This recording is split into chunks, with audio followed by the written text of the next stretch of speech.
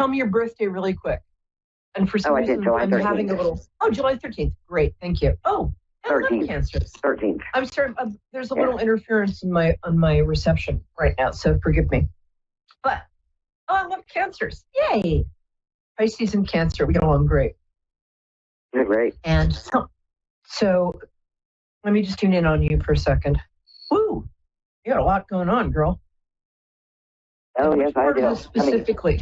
Let me vacate the bathroom and go to my bedroom quick. All right. Okay. You guys be quiet. Okay, go ahead. All right. No problem. So, how can I help you? I'm ready. Are you in your bedroom and everybody's being quiet? Yeah. I usually sit, when I say quiet, I usually talk to my parakeets. But for some reason, when I get on the phone to do a reading, suddenly start screaming their heads off. I have no idea. It must be the energy. So, how can I help you, my angel? I need to know where my life is going. You're stuck? In a lot of ways. So you need a little help moving forward. It feels like everything's very complicated in your life right now. Is that correct? You can say that again. Yeah, more than you know. I don't want to give you too much. No, I actually do know a bit. You give me whatever you want. I'm still going to get whatever I get. Right. Yeah, your relationship stuff is complicated. Your work stuff is complicated. You have kids? You have 3 kids? No, my daughter passed. She's the only one I had. Oh, I'm sorry. Interesting. I'm usually spot on about kids. Huh. Okay. When I act like kids, I have to tell them to be quiet, but they're adults. Oh, okay. Gotcha. All right. Here's what I'm getting for you. I'm getting a couple of things. I'm getting the... Sorry. Oh, God, I'm sorry. It would be in your best interest right now. How can I put this? Let's start with your love life. Let's uncomplicate your love life as much as possible. Can you do that? Meaning what? Like there's 2 and I don't know what... I don't know. Okay. It feels like... One I was with, but I guess I don't want to say too much. I want to see what you can tell me. So much about it. Well, how much of your life? Okay. Here's what I think. I think that there's one person it feels like you're kind of hanging on to, even though it may not be working. Is that correct? There's 2. One that I was dating that I'm no longer. The two part is, I didn't know how much you wanted me to say about that. But that's when I said you're going to have to uncomplicate your life. I was trying to get at the fact that there are, in fact, 2 different love interests. What's confusing is that it's sort of, it feels like you want the one who doesn't want you and you don't want the one who does want you. Is that kind of in this general? Yeah? Mm-hmm. Yeah. Welcome to the wonderful world of being a human being. Because the one that I was with walked out of me out of nowhere and moved to Virginia and left me with nothing. And he wants me back. How do I forgive him for that? I don't. But anyhow. I think you don't have to forgive him. I think that kind of, honestly, here's what I think. I think first you have to forgive yourself for having been betrayed. Because that's what I think you're hanging on to, is you want some sort of closure or some sort of reason with somebody who honestly feels like a borderline sociopath to me. I don't think the person who did that really understands that other people exist and have feelings. So F him. The word forgive comes from the Latin root, meaning to drop. So what you can do is first forgive yourself, and then you don't have to forgive him, but you can drop the situation. You don't have to think about it. You don't have to figure it out. It wasn't your fault.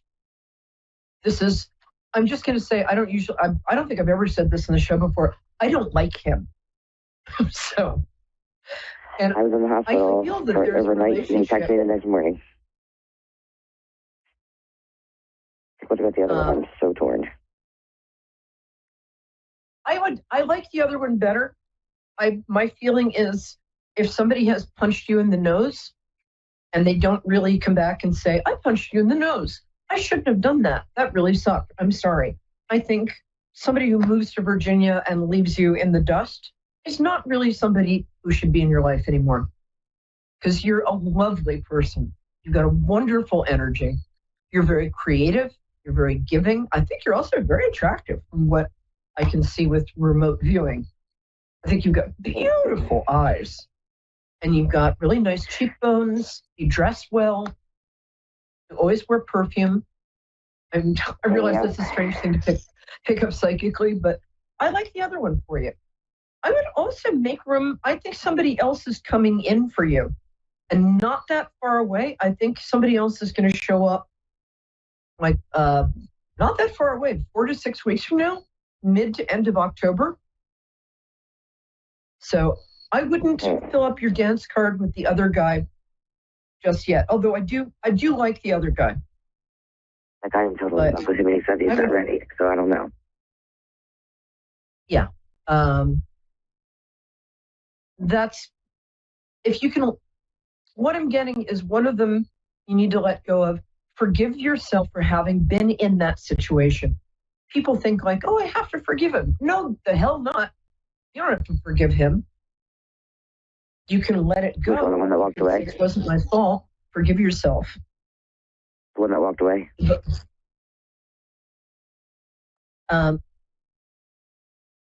I'm just feeling that the non-Virginia one is the one that I'm betting on. But I do feel that, well, I think there's more love there than you're aware of. I think you've been going through real depression. I think a lot of stuff has not been shaken out for you lately. But my feeling is that you're about to be on a real upswing. I really do. And he pushes me away. And I don't say that because how about my living arrangement? Like right now, I'm about to be homeless because I am. I have nowhere to go. Oh, back to where to go? Okay. I have nowhere to go. Oh, God, that's awful. Okay. Do you have a sister? I have nobody else.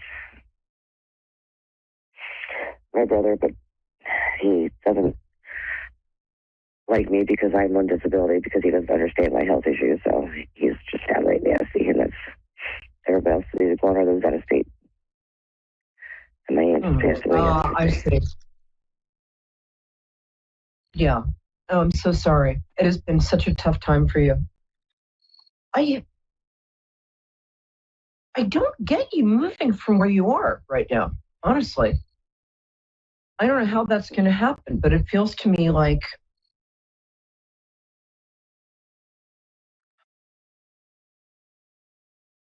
it feels to me like there's going to be some sort of almost a rescue operation going on with your friends and some of your family, and that there's some money due to you that you're going to get.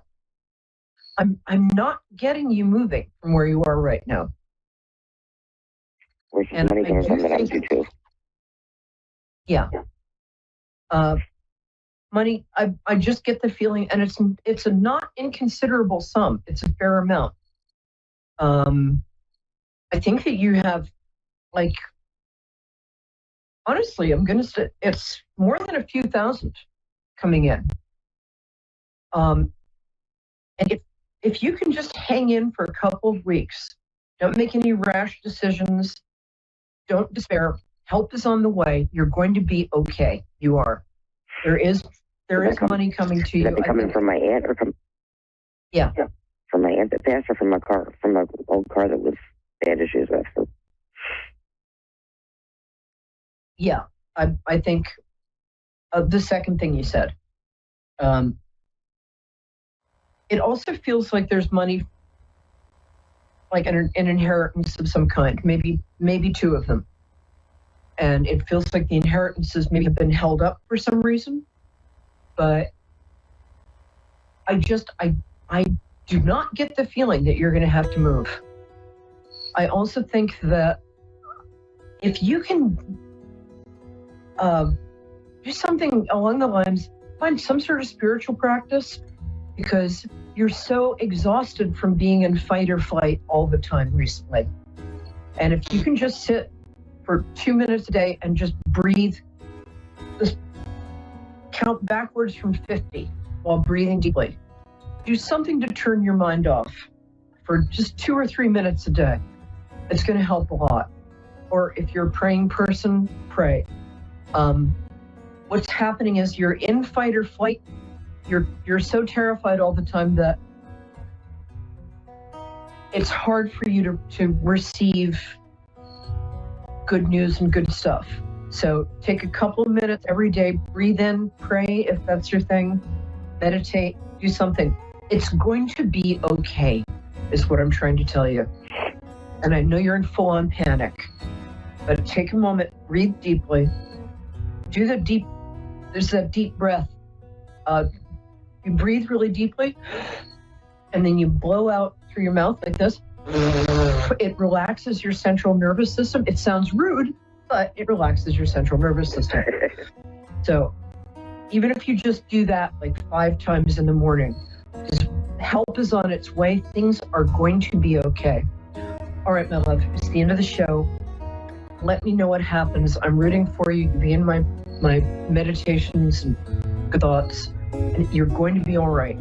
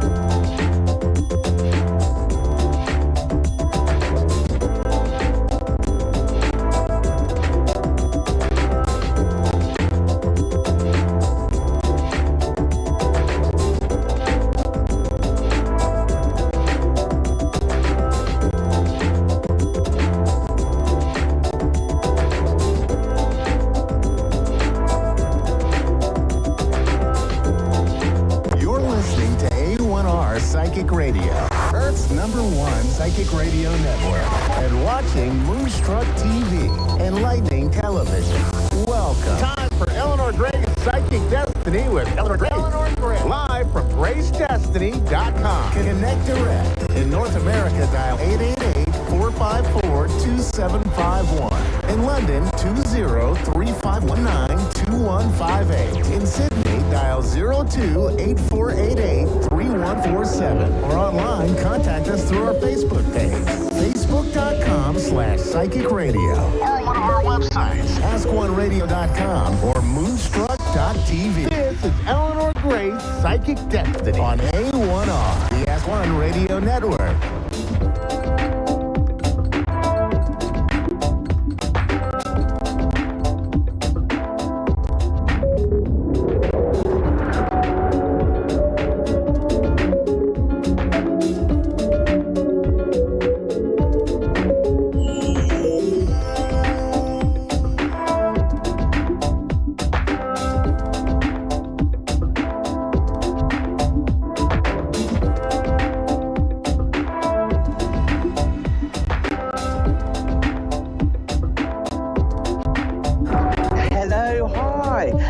Here I am with my crystal ball. This one is my crystal quartz with citrine. And this evening, it's this evening here, it's Eleanor here in London to you in your life in the crystal. We're also going to look at perhaps those potential new events and circumstances that are going to cross your path. Spooky, wonder what they will be. It's always a pleasure to have a look. And I will also be using my cards. They're great. And I like to use cards for timescales and to give you an idea of some of the important people that are coming into your life. And when we're looking at important people, there are family members, very, very dear friends, and our loved ones, aren't they? You know, those ones that support us the best, the husbands and wives, the girlfriends, boyfriends, and the new relationships. So that's very important, very special too. And as we are doing that, of course, we're going to connect through to loved ones in spirit. And these are our guiding angels, aren't they? They come in and sweep the pathway clear for us. Perhaps they'll whisper a message or two.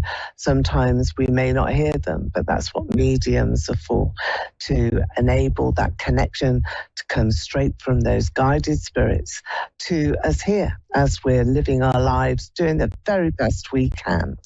So at this particular point, we want to be able to be a bit more sure, don't we, about the future, about some of the things that we have to deal with. And I think we've got a caller here. Is it Gillian in Maple Street? Hello there, Gillian. Hi. You're through to Eleanor Grace. Are you there? Yes, I'm here. Hello, lovely to meet you. You sound so sweet here. Your voice is really, really sweet. So you're in New Jersey there. Okay, I'm going straight in now, Gillian, looking here into the vastness I feel that is ahead for you. It's as though, I think that you're coming out of this big, deep cave. It's as though you've been stuck somewhere for a very long time. And it does seem to have been, let's put it in the past tense, have been really quite intense, quite deep time. We've had to look inward into yourself, had to resolve a lot of problems, help others a lot, and feel as though perhaps you've been very burdened. And this is a long, dark cave that I can see in your crystal here. However, you're coming out of it. You're about to come into this sort of guided light that I can see here. There's lots of purple around you, this wonderful indigo colour. Is that one of your favourite colours, is it, Gillian? I mean, I do like purple, but my mom, who passed away a few years ago, her favorite color is purple and everything. Oh, really? Oh, that's purple. Oh, that's so special, isn't it? Because it's all here in your crystal, all the indigo purple. So it's your mum that that was her favourite colour. Well, she's bringing that here to you today and bringing a very, very special message, I think, as well. What I can see here is lots of communication around you. There's a lot of people that want to share your pain and also share the future actually with you.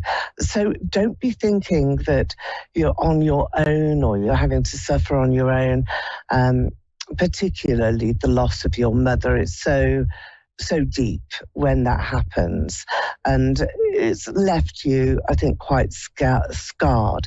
I also want to say a bit scared as well, and nervous of what life is going to bring to you without her very gracious advice and her love and support. And I know you're upset, Gillian. I know, I can feel it all around you. Yeah, I know. It is. It's the purple that's done it. And, you know, it does bring out that sort of fabulous sense of destiny. When I ever see this colour, which is quite rare, it's from angels. I know that your mum passed and that she's elevated. But don't miss her. You know, she's with you, I think, all the time. So don't miss her. I think it's one of those things here, or it's just making me rub my head. What was the problem with her head? Did she have a lot of problems here? Was this a headache or something, thyroid or something? She fell in the hospital trying to get up. It was like very unexpected, and she hit her head.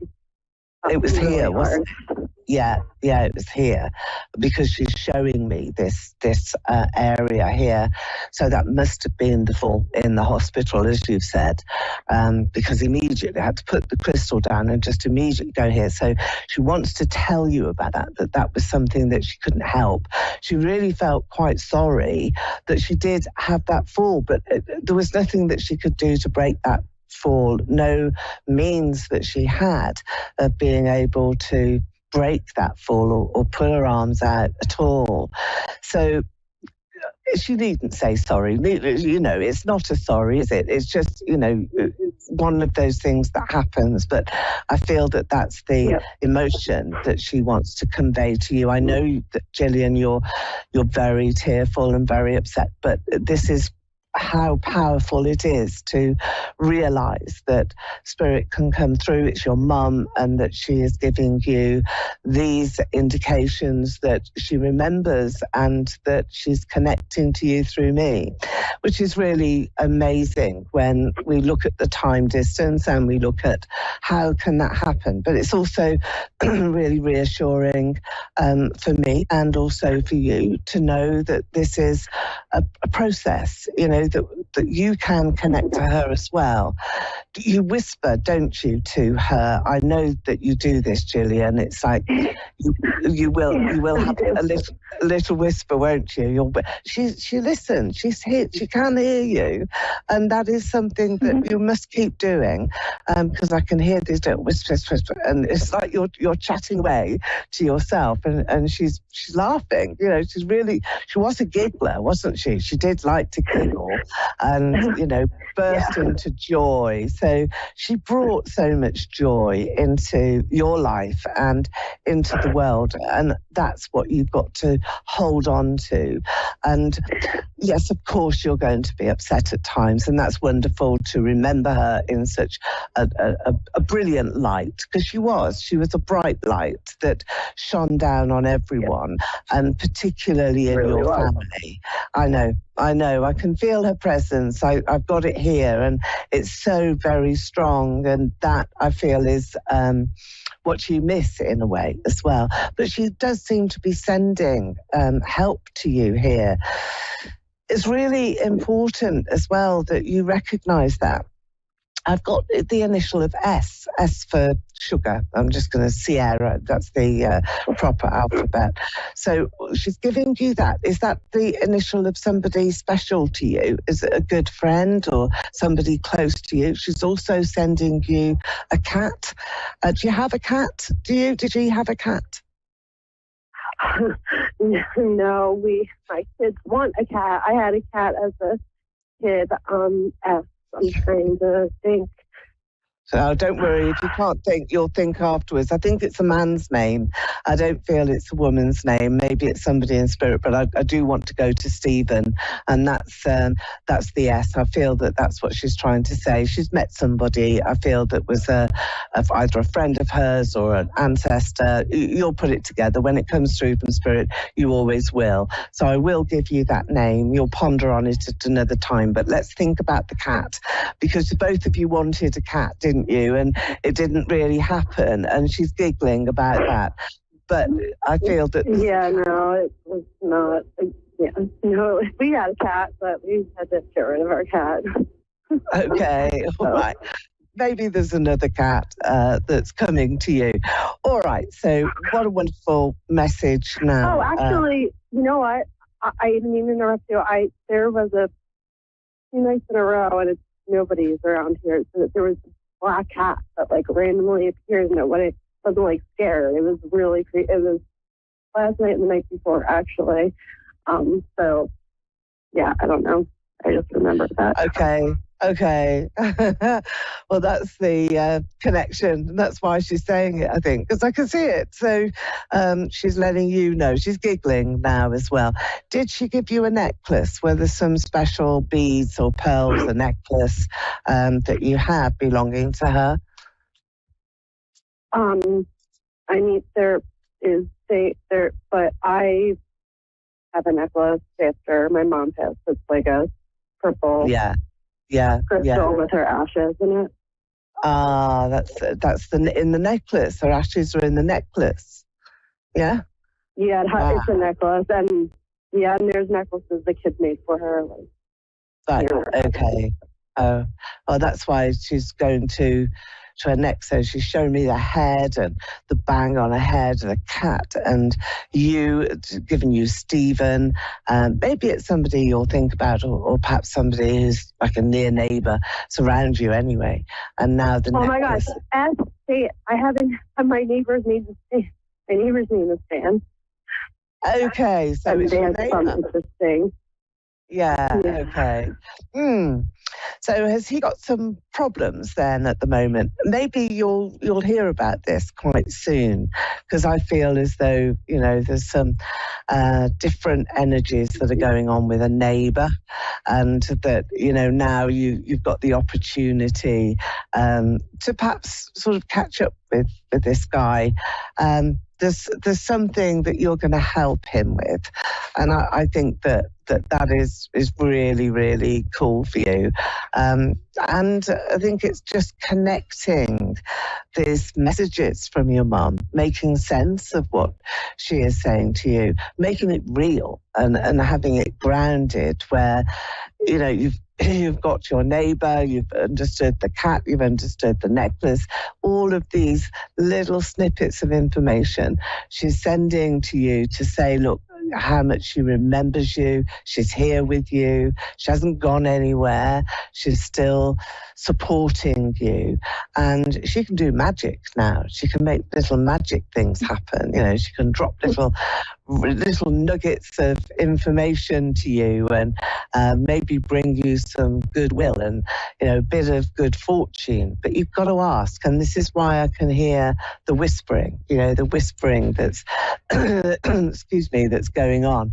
It's you sort of saying, I want this, Mum, come on, give it to me. And can you make me see where I'm going to get that piece of information? Can you just bring it to me? And it's all going to manifest into your life and into that pathway. And that's going to mean that you've got that sort of bit of magic support, that angel spirit. So instead of mourning her loss so much, which I know how dreadful that is, instead try to think, okay, come on, you can come and help me. And, we can perhaps enjoy a different relationship together. Think about it like that, because you're very special and you can do this. And she knows that. That's why she's come close. So do remember that very, very much. It's been a pleasure reading for you and bringing your mum through. Thank you so much. Well. I really appreciate it. That's my pleasure. And do have a look at my website. It's gracedestiny.com, and you can book a reading with me if you want. It's great exchange rate for America at the moment, so do try if you want a little bit more connection. But thank you for your call. Lovely to meet you. Okay, I do have another caller now that I'm going to go to online, and that's Norma. Hello there, Norma. Are you with us here on Moonstruck? Yeah. Can you hear me? Hello. Yeah, I can hear you. Hi. I can hear you very well. Norma, I'm going to take some cards here just because I want to get a good connection. And here, are you in Texas, are you, Norma? Yes, Fort Worth, Texas. Okay. Fort Worth, okay. I'm not that familiar with all of the different geography of the USA, because I'm here in London in the UK.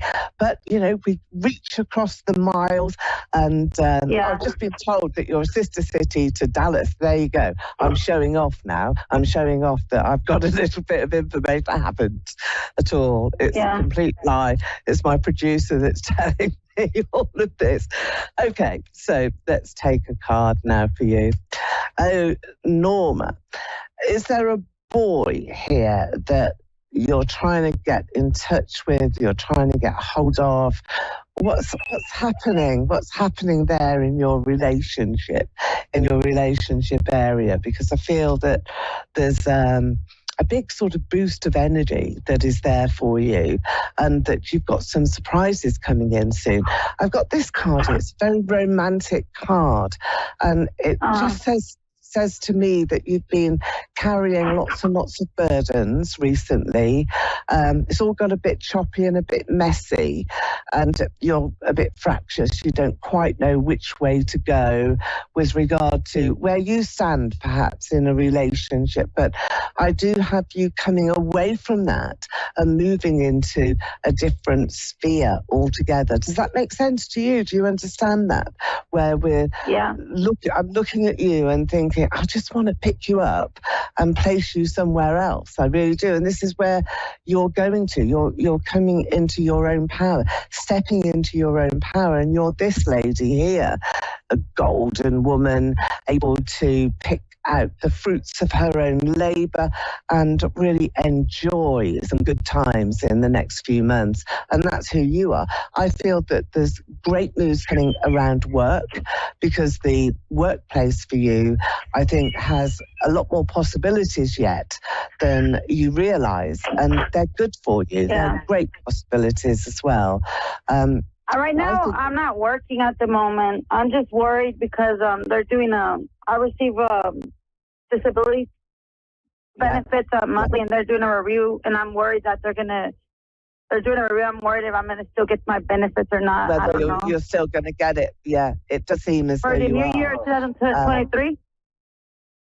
Yeah, it does say that you're going to be still getting your benefits, but there's something else. Okay, that's good. Yeah, you will. There's something else that you're doing as well, because there's learning here around you, Norma. And I know these burdens, this is your first card. So this is what you're letting go of, which is great. That's what you are releasing here from your worry zone, this worry zone around you, where you're fretting, you're feeling quite fearful about what might happen next. And of course, it's understandable. We're all in uncertain times at the moment. Now, you've got the magician here. This is an unexpected development that is helping you. So you will have, I think, to fill out some information, maybe a form, but there's somebody that's going to help you do this. And it's a twist and turn. So nothing is straightforward. You've already discovered that there aren't any sort of elements that are straightforward here for you. Corporate America here. This is really bringing in some different rules that are going to be applied really quite soon. But these rules will single out people who perhaps haven't got valid claims, and you have. So I think it's just a question of being very focused on what you have to declare yourself. And once you do that, then it's easy peasy. Here you are enjoying that position, enjoying that situation. So very much an empowered person. Let me just see now as well what's in your crystal. We're going to have a look again at the crystal ball. I like to use the crystal here. It shows me a level of illumination. So this relationship, I feel somebody's let you down a lot. Is that true? Have you been left sort of wanting, been feeling a bit left out of affection from a boy? The very first connection I had with you was interest with a boy here, Norma. So shall we look at that? Has there been somebody that has been less than forthcoming, really, in applying affection in your direction? Do you understand that? Yeah. Okay. Have you felt really quite upset because of that as well? Have you felt that, this has been a bit more of a problem for you than you would like to have, that you don't really understand where he's coming from sometimes, and that's been upsetting? But again, let's look for the violet lights and these lovely luminous orange hues that are here. Mm-hmm. This is all about communication, all about some opportunities that are coming your way. I think there's more money coming as well because the citrine is shining out. So you are going to be assured of your benefit income, but you've got something else that's coming in as well. So think about the skills that you have, think about how you're helping other people. So I feel that there's, maybe some caring that you're doing for others, looking after other people, even though you've got your own problems. I don't think they are prohibiting you from being able to maybe get a bit of extra pocket money or some extra cash here in your hand, because I've got hard cash that's coming to you. So there is another means, maybe gifts of money are on their way to you as well. But the angels are looking after you. They are being very, very protective.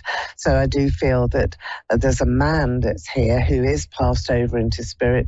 I feel this is a person who would have loved you so much. Maybe it's a grandfather, even a father, but a very strong character that I have. And he would want to just push away anybody that would upset you, anybody that doesn't really give you full-on attention. And I think there's a resolve. I think you're going to be thinking about how you can resolve that. Lots of photographs are here, photographs all around of family members, and big, big families, aren't there? The ancestors that I've got going back, it seems as though there's huge generations here, Norma, and that you are now in a prime position. So you're receiving something very special, I think, from inheritance, from your family, from inheritances going back generations, because I'm being shown photographs here of 7, 8 generations ago. Have a look at them. Have a look at this lineage. Have a look at the line. See where you come from, because I feel that there's some guardian angels there that are going to be helping you now. So there's doors that are opening here for you, and that's possible. It's really possible for you to shine and for you to be able to recognize some of those really significant characters in your past, because in a way they turn up in your future. So Norma, are you thinking now of doing some sort of new hobby, work, or career learning? Because there's something here that you're going to take on, which is really good, which is you're really good at. You're really good at this. So don't switch off your mind to any new possibilities. Go with them. I also feel that there is... there are 2 individuals, 2 friends here who are helping you a lot in your romantic area in your life. They're sort of coming into your life as go-betweens or fixers. They're going to fix things up for you, create some opportunities socially, and bring in a sort of flurry of activity. There's lots of excitement in your crystal. And I think as well, there is a new prospect here coming through for you to enjoy, Norma. So new meetings, 2 people, 2 different friends are going to help you with that. And you're being lifted up, you're being supported.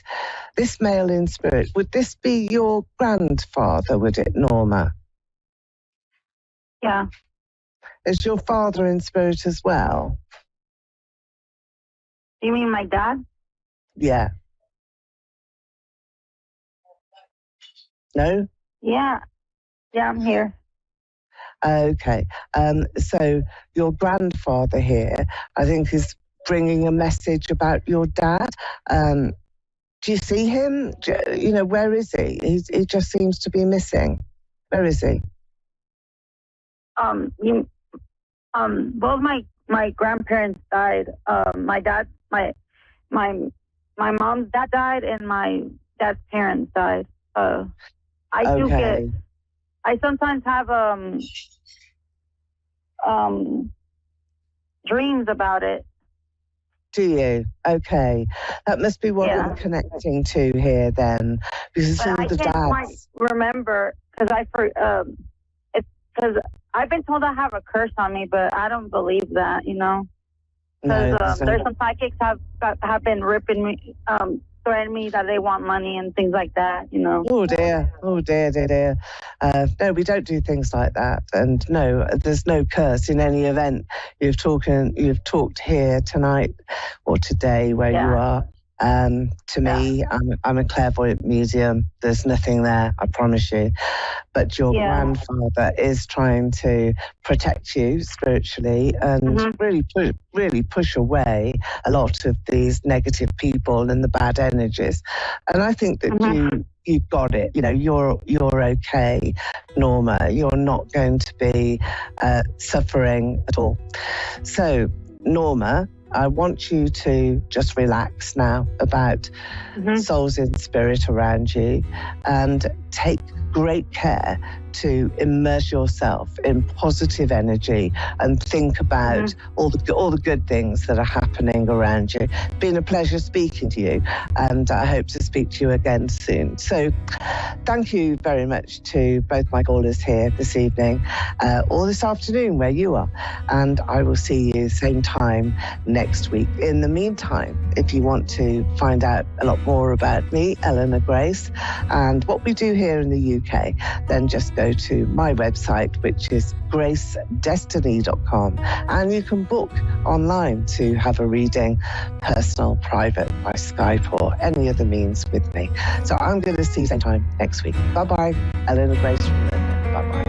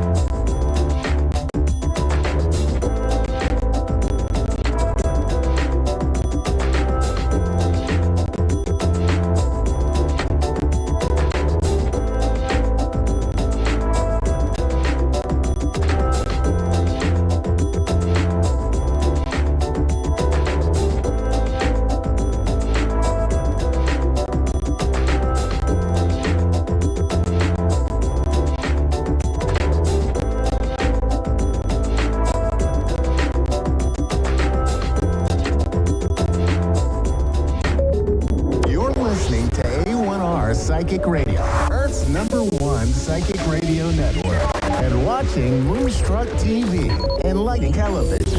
Welcome. Time for Judith Miller in Spirit with Judith Miller. Judith Miller. Live from miller-judith.com/Judith-Miller. Connect direct. In North America, dial 888-454-2751. In London, 20-3519-2158. In Sydney, dial 02-8488-3147. Or online, contact us through our Facebook page, facebook.com/Psychic Radio. Or one of our websites, askoneradio.com or moonstruck.tv. This is Judith Miller and Spirit on A1R, the Ask One Radio Network.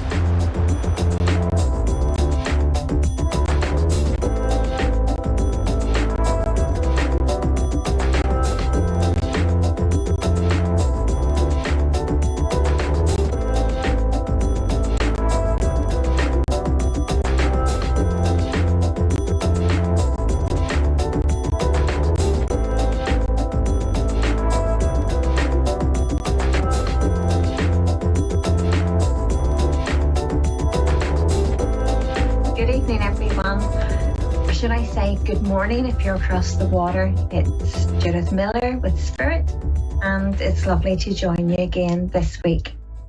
Before I do a connection with the spirit world, I wanted to talk about some of the misconceptions that we have thought we needed to follow throughout the years. I always talk about we all have a team around us. We all have a spiritual team around us, and we do. We all have a purpose in this life. Might be slightly different in different ways, but part of that purpose is to reconnect with each other and to share our journeys and go forward. And sometimes people will say to me, is there a heaven? Is there a hell? So my spirit team and spirit has always showing me that what we live in is what we create. If we wish to live in a world of heaven, then we have to put those actions to those thoughts and create that world. Likewise, if we want to live in a negative world, we can live in a negative world. So people used to think in old days, I want to say the old days, because mediumship really has moved on, how we can evolve. Spirit has evolved massively, so have we, in how we can work with spirit and the things that we can do.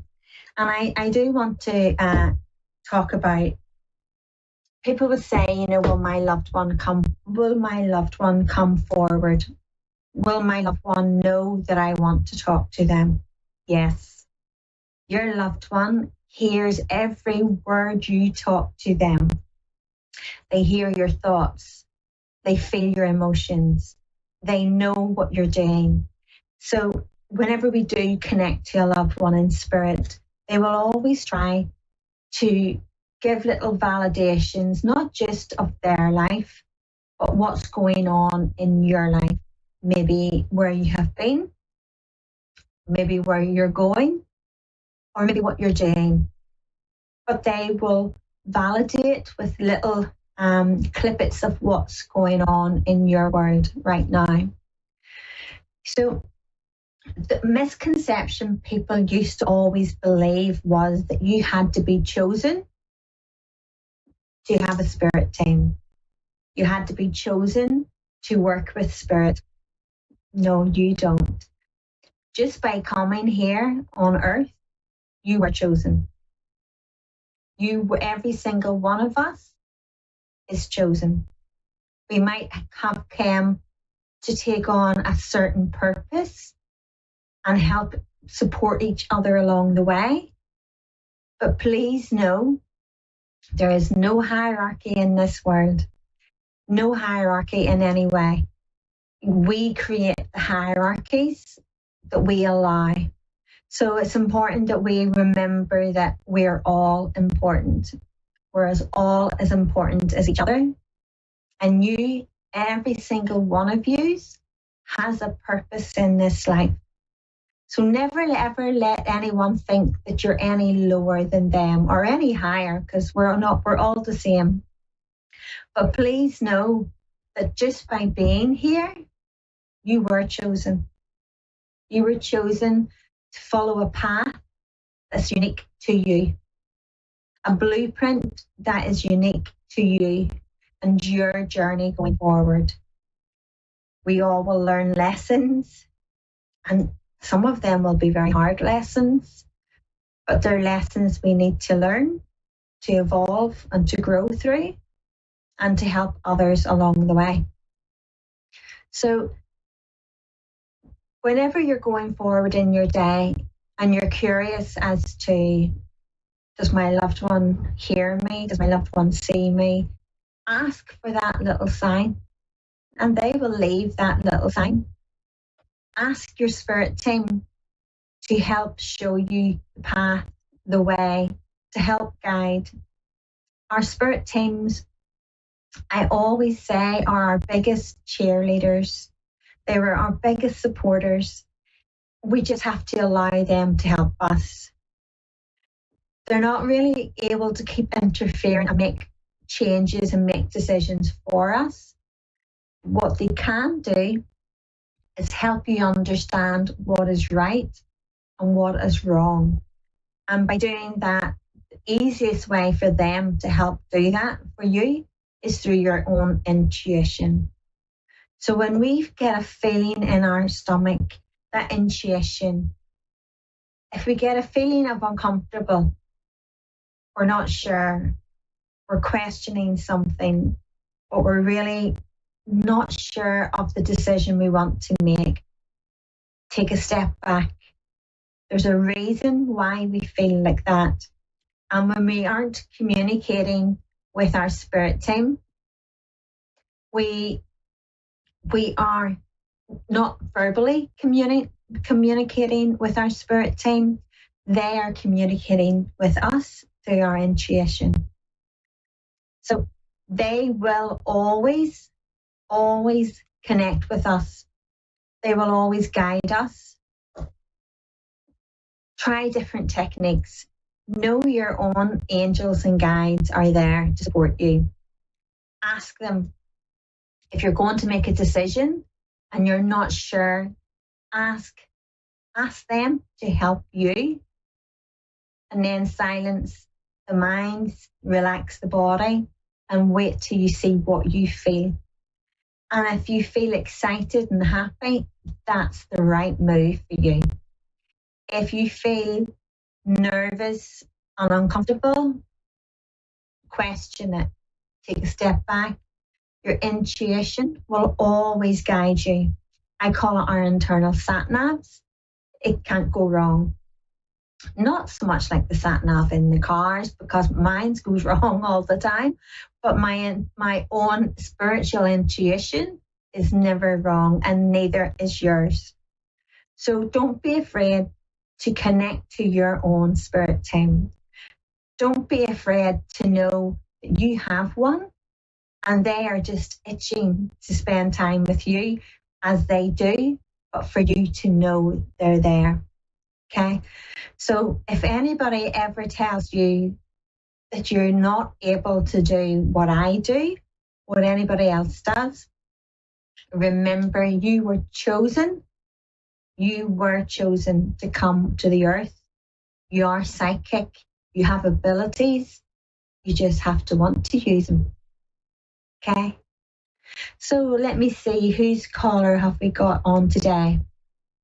Hi, Chris. We've got Chris from Florida. Hi. Yeah. How are you? How are you? I'm very well, thank you. How are you, Chris? Confused, sad. Confused. Just kind of need to have something either good happen or know that something good's about to happen. Okay. You're an awful worrier, Chris. And I want to say, if you don't have anything to worry about, you will worry about not having something to worry about. I sense you're always on edge. You're always quite an anxious person. Would you understand, Chris, it's been hard for you recently over the last few years, and I feel it's kept you in kind of a loop of like of a disbelief, like a negative kind of waiting for, I want to say, it's like you're scared to be happy because you're just waiting for everything to go wrong. Does that make sense? Yeah, it does. Okay.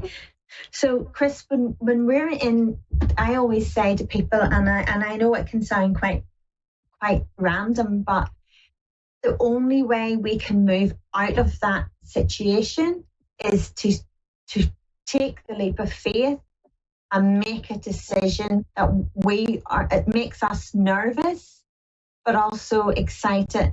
And I want to say with you, Chris, I want to say you don't feel you have the control of your decisions. Yeah. Okay. And just by you taking control of your decisions, that's you going out of your comfort zone. When we can get ourselves caught up in a loop where we go into that circle. It's just a repeated circle, and it's like that cycle where we find we've got on the train but we can't get off it.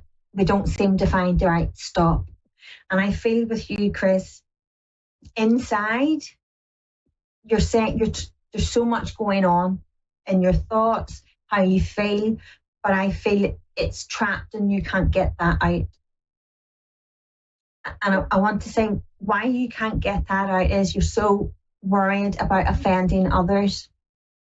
You don't want to offend others, or you don't want to cause rows or seen it as confrontation. Would that make sense, Chris? Yes, it does. It does, very much. Okay. So. Okay. So, Chris, do you understand, have you talked about going on a break? Because I'm being told about a break. I'm being told about travel. That's exactly what I'm working on. Okay. Yeah. Spirit knows that they always know what we need, and I'm getting told that does it involve a boat, or like to do with a boat? I don't know. Okay. Remember, I said to you a boat and a lake, right? Okay.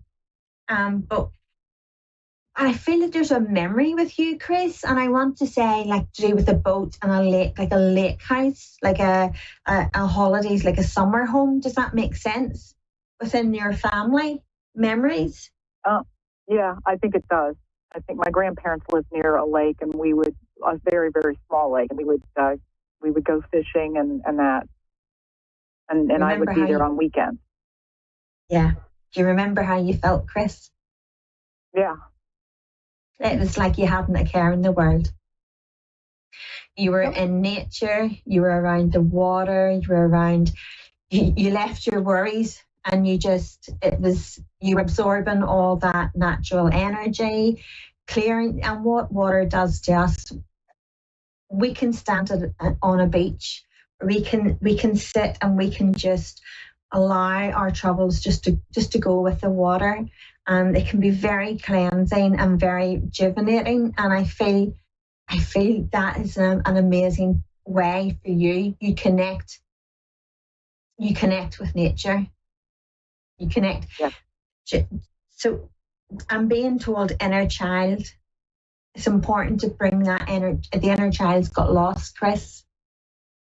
Yeah. The inner child and the spontaneity, it's got lost. We can let life get very serious because we feel we have to have the household, the bills, work, everything, and it all can take over. But sometimes we can forget that life's to be enjoyed and experienced. And before we know it, we look and we'll think, how much time has went past us? It's just zoomed past us. But I do feel that there's tears, Chris. I do feel a sadness. I feel emotions, and I feel you've been quite down within yourself. And I do know that you try to shield that you try not to show that, but you're feeling quite lonely within yourself at the same time. Would you understand, Chris? I feel you're seeking that something for you, just you, something that's Chris's. Everybody else seems to have something, but I feel you're still looking for yours, as in something that's just for you, whether it's an activity, whether it's a hobby, whether it's something, but something you can say it's just for me, just me. Yeah. Would that make sense? Yes, it does. Yes, it does. I want to say, remember the inner child. The inner child has much to show you if you allow the inner child to do so. So I feel fishing and the fun, and you're just letting go of all the worries. Do you understand, Chris? I talk about a tree house to do with trees and climbing trees, and I'm saying I'm being told about a tree house. Mm-hmm. So, I spent do you understand time outside. Yeah, but you're happy outside. You're happy outside, Chris? Oh yeah, oh yeah. Yeah. I'm happier outside than I am anywhere else. Yeah. You know, sometimes we think, sometimes us spiritual people can just take it for granted that we understand. Everybody knows how medicinal nature is. And it is so medicinal. It takes the weight off our shoulders. It takes away our concerns. We just lose ourselves. It's like a dancer or a musician. When a dancer is dancing, they're just in their own wee bubble and they have just lost all their worries. Same as a musician, and the same when it comes to nature. Nature has such an amazing way of healing us. Barefoot. See if we can sit barefoot in nature, or even with our feet dangling in the water. Just relax and allow nature to recharge you, because that helps ground you. It helps insomnia, it helps inflammation, and it helps that feel good. Yes, I want to say there's changes with you, Chris, but I want to say you. Okay, I'm being told that you're anxious. You're anxious, and I feel it's to do with the direction that you're going in at the moment. I want to say you're coming to basically like a crossroads. Yeah. Go ahead, please. And I want to say it's involving people within your life. So it's involving people within your life. Do you understand there's a father figure in spirit around you a lot, Chris? And yes. I want to say Dad. Yes. Dad. It's important, he's never left your side, Chris. He spends more time with you now than he was able to on the earthly plane because of work, because of life takes over. And it's important. He's trying to give you strength. He's giving you strength.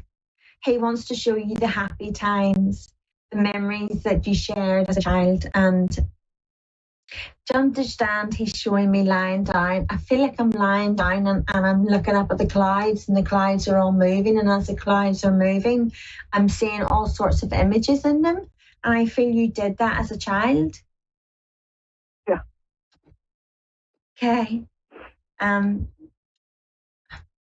Chris, would you understand there's a lot of healing still to do? Yeah.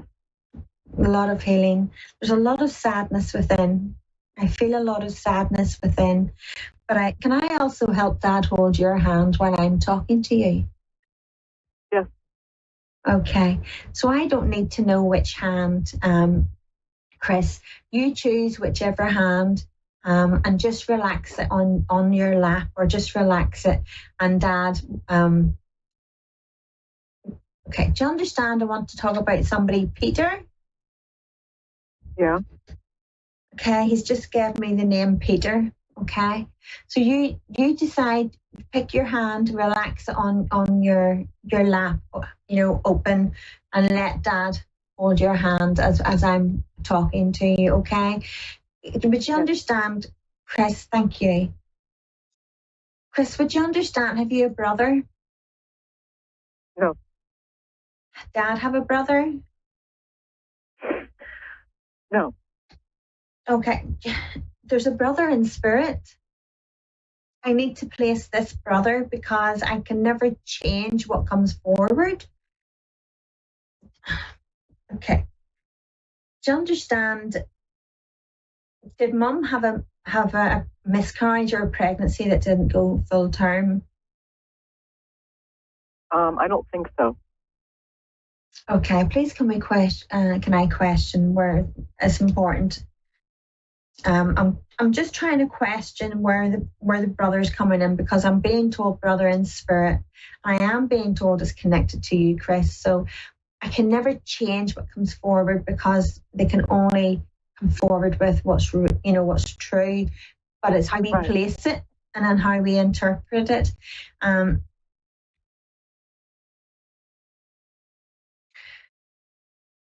Can you ask within family if I want to say there was a brother before you that the pregnancy didn't go ahead.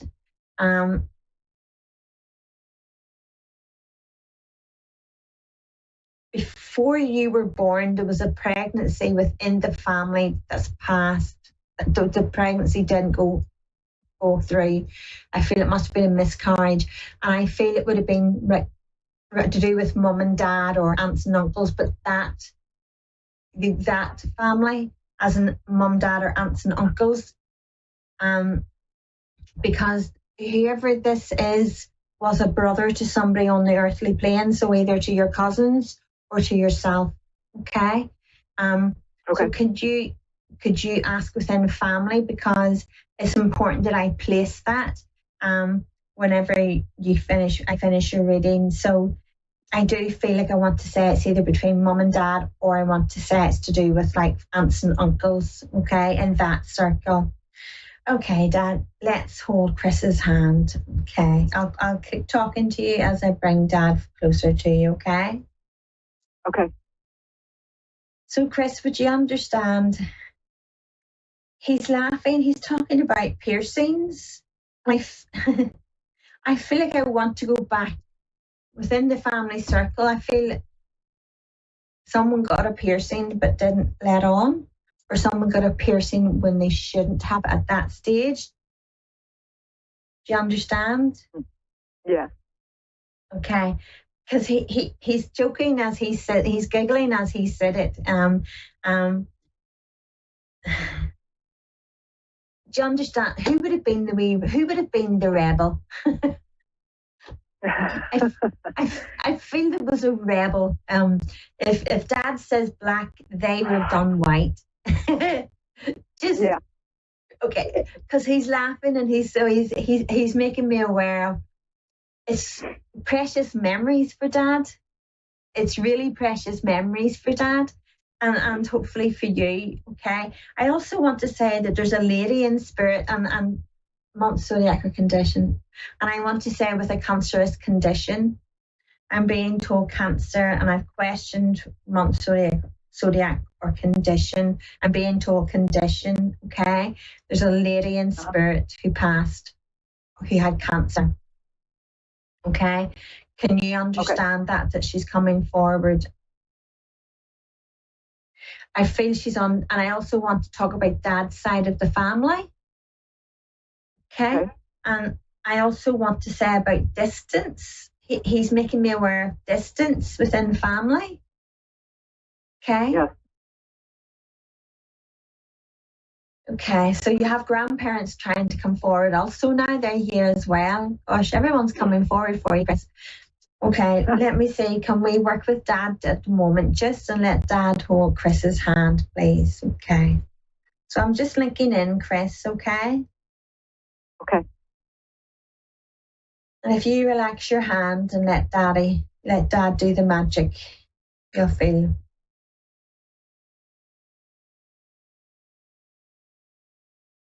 Do you understand? I'm saying, like, I'm not sure what you call it in America.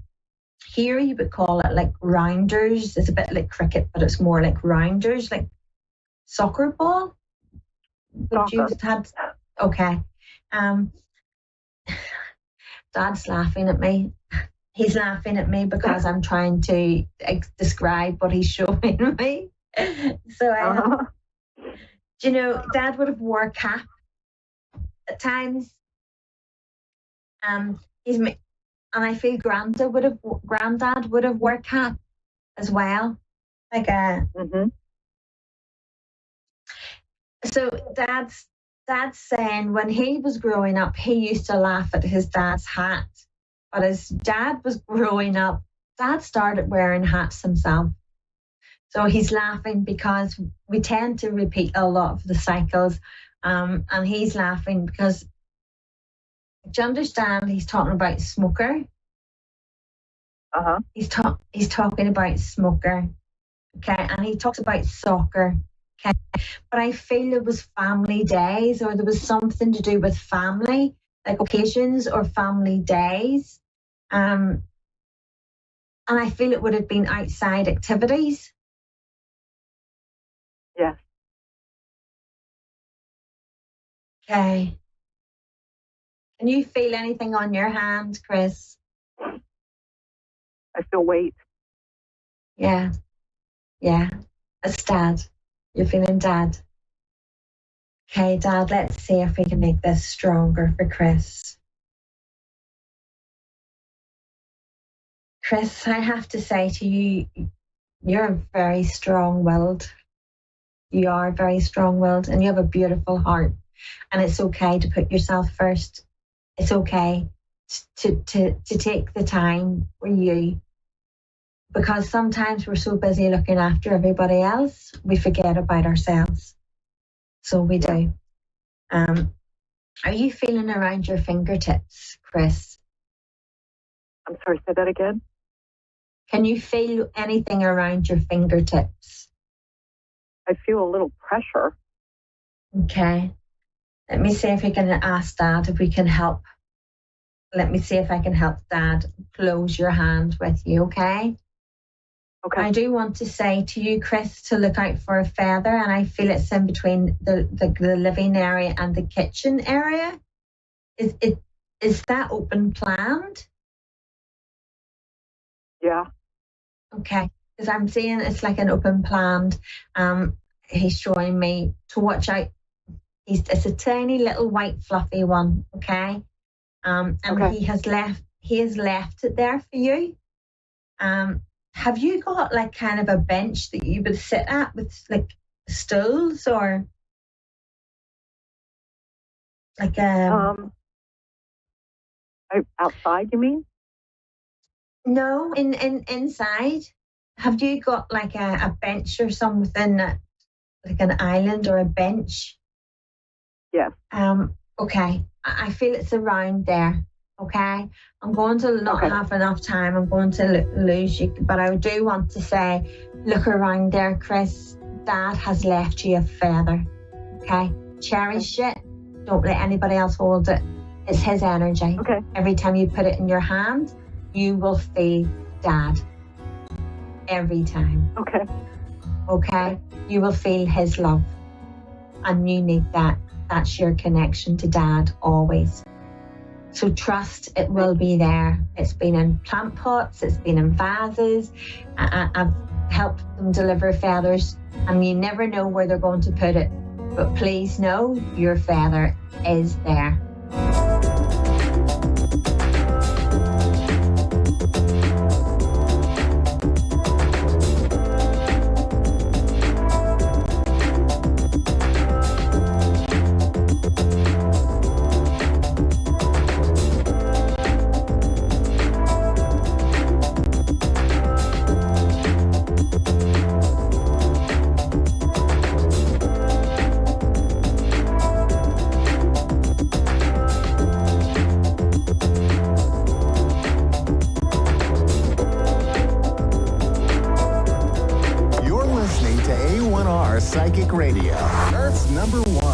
Psychic Radio Network and watching Moonstruck TV and Lightning Television.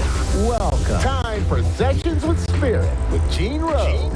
Live from Facebook.com/Tarot Readings by Gene Rose. Connect direct. In North America, dial 888-454-2751. In London, 20-3519-2158. In Sydney, dial 02-8488-3147. Or online, contact us through our Facebook page. Facebook.com/Psychic Radio. Or one of our websites, AskOneRadio.com or Moonstruck.tv. This is Sessions with Spirit on A1R, the Ask One Radio Network. Hello, everyone, and good evening. Welcome to another episode of Sessions with Spirit. I am Jean Rose. I will be your host this evening, so thank you so much for joining us, regardless as to wherever you are in the world. So if it is day or night by you, welcome in. Before I say anything else, I would like to dedicate tonight's episode to my beautiful friend, Irene. She has me all in my feels tonight. Oh my gosh. Guys, she sent me a beautiful, I can do this, beautiful package. And it was not expected at all. And I just want her to know that I love her and I appreciate you so much. And I am beyond glad that we are friends. I feel very, very grateful to have you in my life. So thank you for being someone that I can always call on. I love you. I love you, Irene. I know. I'm all in my feels tonight, but that's okay. Guys, I'm a July Leo. We're going to blame that. Just some people come in your life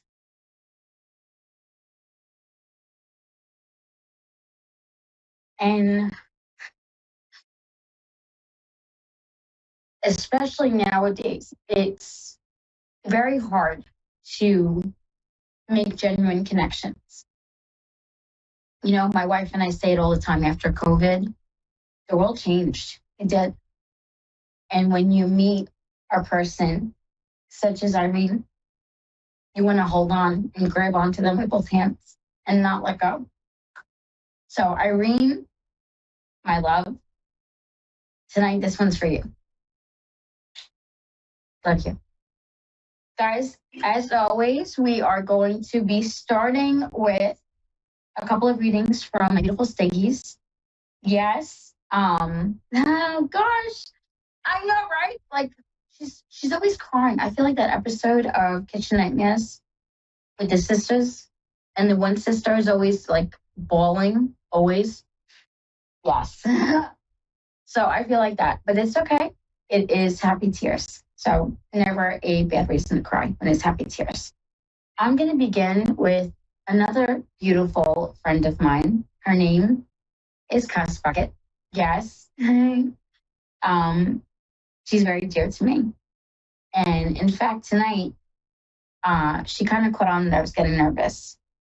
And she was like, hold on, breathe. And I thank her for that wholeheartedly. I really do. So, Cuss Bucket, my love, I'm going to pull some cards for you. Guys, tonight we're using Ida's deck. Yes, we are. This is one of my favorites. It absolutely is.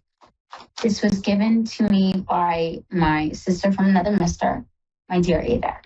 So, Ada, you already know. Yes. It always shovels like butter. I can't. Every single time. It does not matter. I love it. I just adore this deck. I do. But so for Cuss Bucket, and guys, I'm going to be doing a general reading for her. I like doing general, and the only reason why is because anything and everything can come up in the cards. And that's always a good thing. You know what I mean? And that way you're not limited to, say, money, career, love, anything can come up. Okay, so, Cuss Bucket. Ooh, okay, love, I see you.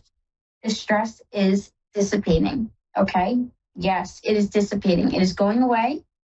So I would not be in a state of angst, doubt, fear, any of that. It's going away. In fact, the drama is done with. The first card was the Knight of Cups, and that card fell reversed, meaning that moving away in regards to that drama. The Cup suit is the emotion suit. And with that Knight, because we know that Knights can be very chaotic, as they can, but with it falling reversed, that's actually a very good thing. The Knight of Cups is actually an ick card for me. ICK, yes, ick, ew. When it falls upright. And because it fell reversed, yay, we can cheer and clap and be happy. Because like I said before, that drama is going away. That next card is the Sun. The Sun is going to refer to contentment, joy, happiness. I call it a power card. You know, I really do. I feel like it's the 10 of Cups, but on steroids. It even refers to financial abundance, things falling into place, things coming together. And then the final card was the Hermit. That card also fell reversed, but that's a good thing. And the reason why I say that is because you don't have to go through the tunnel to get to the light. Instead, you're at that light. So whatever you have gone through, I want to say these last couple of weeks, maybe month or so, it finally is starting to go away. I did go ahead and pull an extra card for you. And you got the Five of Swords. That card is going to be all about setting boundaries. Yes, Queen. So don't hesitate to do that at all. Okay? So, yes, my loves. Guys, let's take a caller, shall we? Up, we have Carrie. Carrie, are you there with me, love? Hello. Hello, love. Yes, How hello. are you? Oh, and Ozzy. How I'm good, exciting. thanks. How are you going? Yeah, I'm not too bad. I'm so Too glad. bad, eh? Aw, love, what are we reading on tonight? Pardon? What would you like a reading on? What? Just a general. Oh, I love general. Okay. Yeah. How's the weather by you? Yeah, not too bad today. Oh, that's good. It's a bit windy. Yeah. Yes, here too, in the States. Yeah.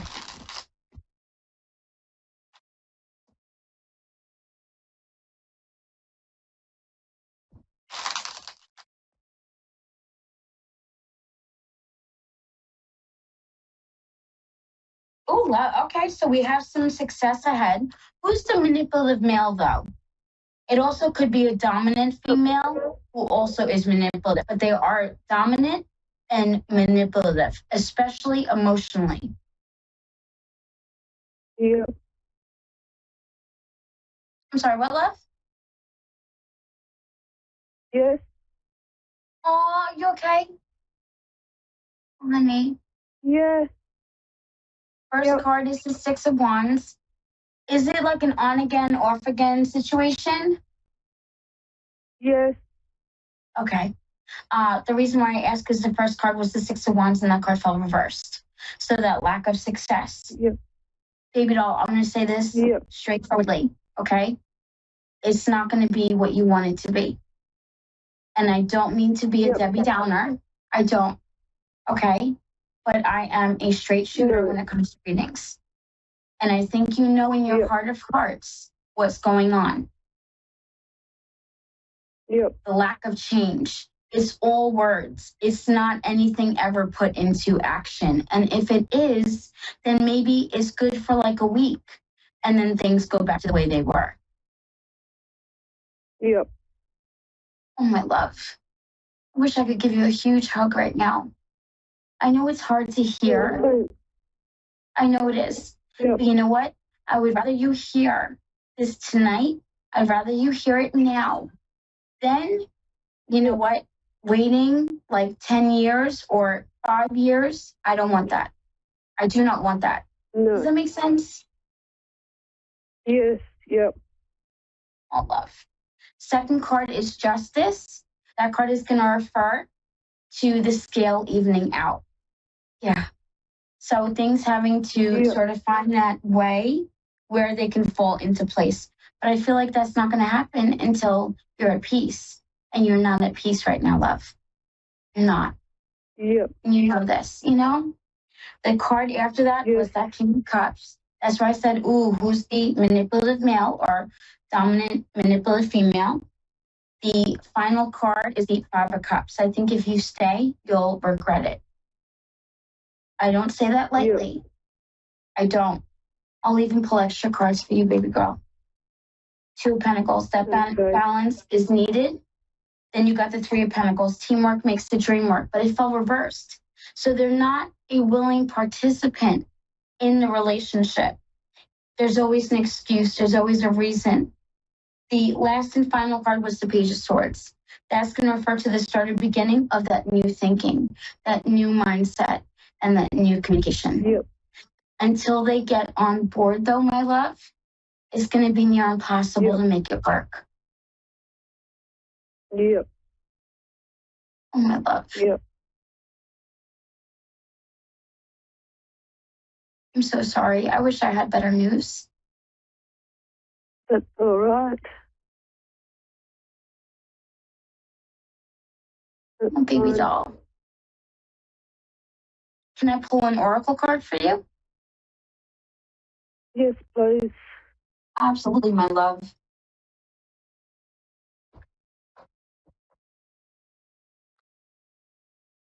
So I'm going to pull from Seasons of the Witch. Sorry, guys. This is actually the Maven deck, which for the month of September is what we celebrate.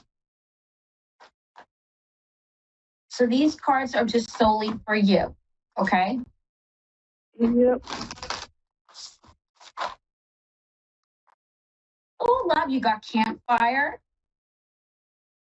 Queen of the Dead, and then you also, I pulled 3 for you.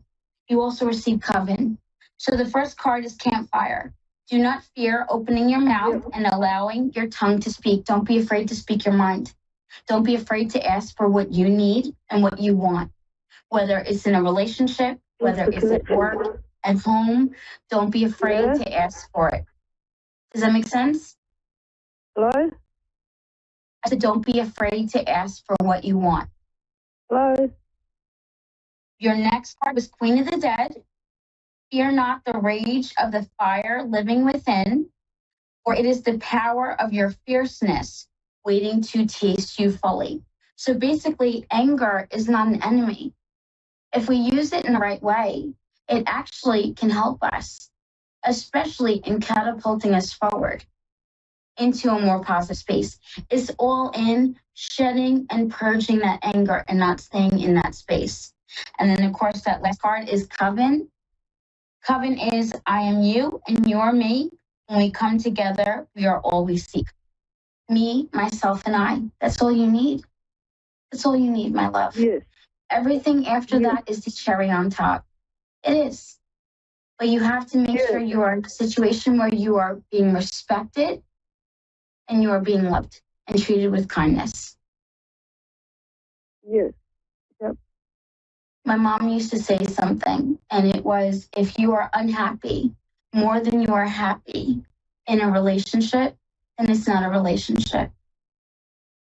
And I think those words could serve you tonight. You know what I mean? Think about it. You don't have to make a decision this evening or this morning by you. You don't have to make a decision now.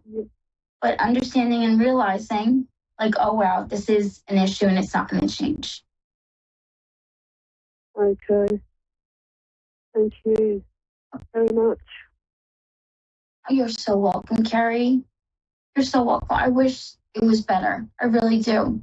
But at least you know now. You know? Yep. Yep. I love you. You take care. Be well. If you want, give me a follow on Facebook. You can find me at Tarot Readings by Jean Rose. I only say that way you can update me. I want to hear that you adjusted your crown and you're doing well. Okay? Yes. Yes. Yep. Oh, love. Thank you very much. You're so welcome. You take care and you have a beautiful night. I will. Thank you. All right. All right. Bye-bye, love.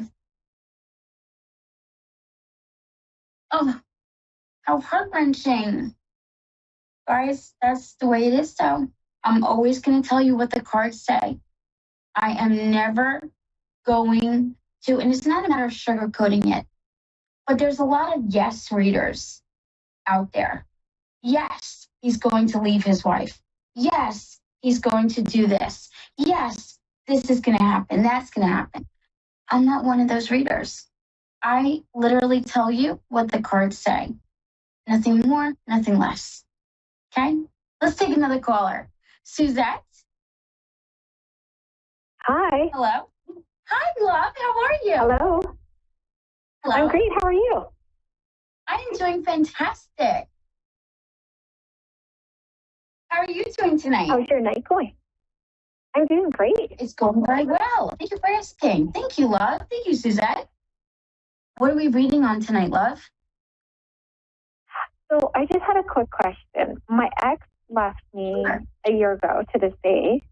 And then he just, and I have kids. I have 2 kids. So he just proposed to move in, like buy a house together, and he would live in the in-law suite for a year. I don't know how to take that. He's dating. Okay. I'm not dating, but I don't want him back. First answer, and I'm just shuffling, is absolutely not. I'm going to see what the cards say. I'm also a psychic.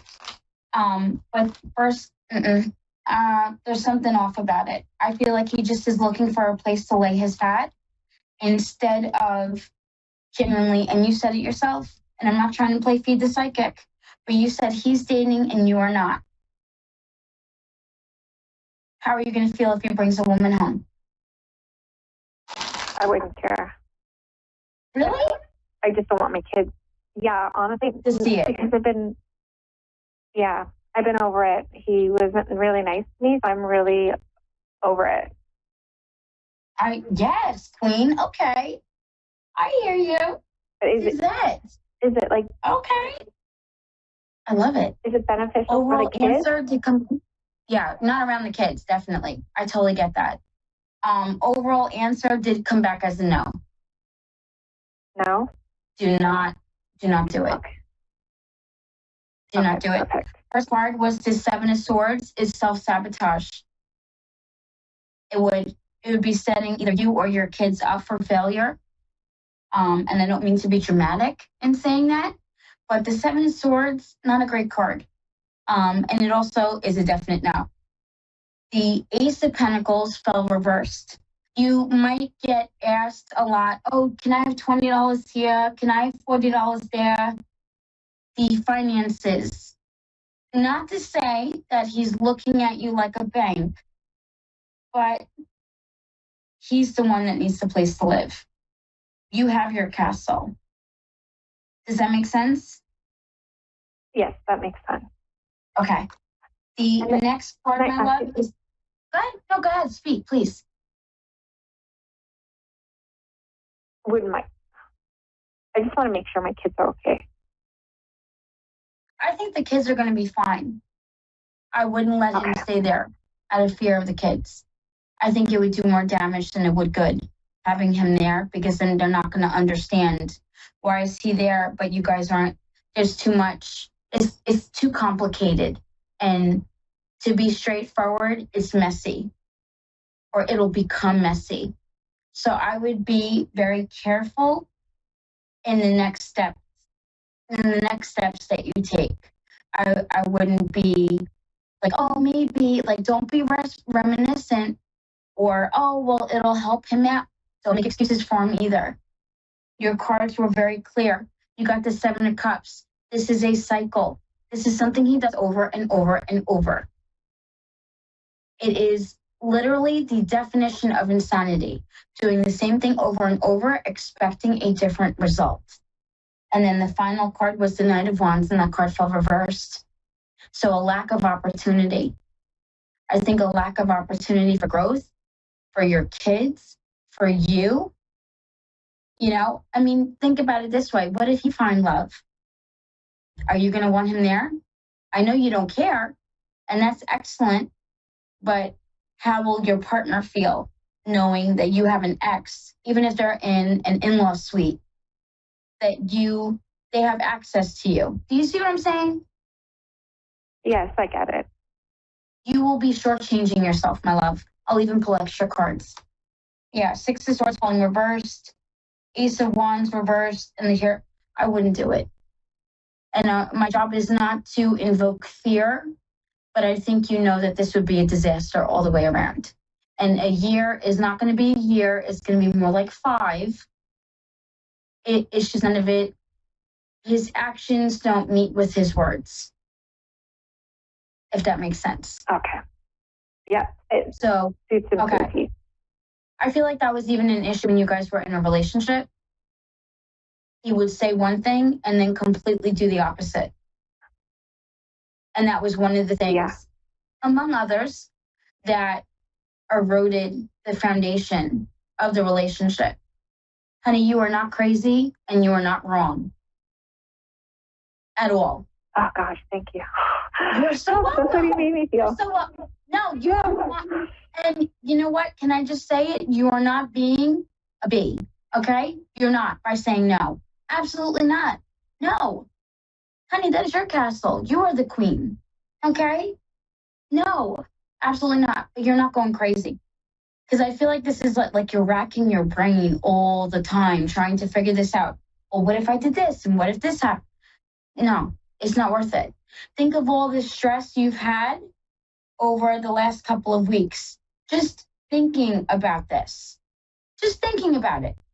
Is it worth it? You know? No. There's your answer. Yeah. There is your answer. Yeah.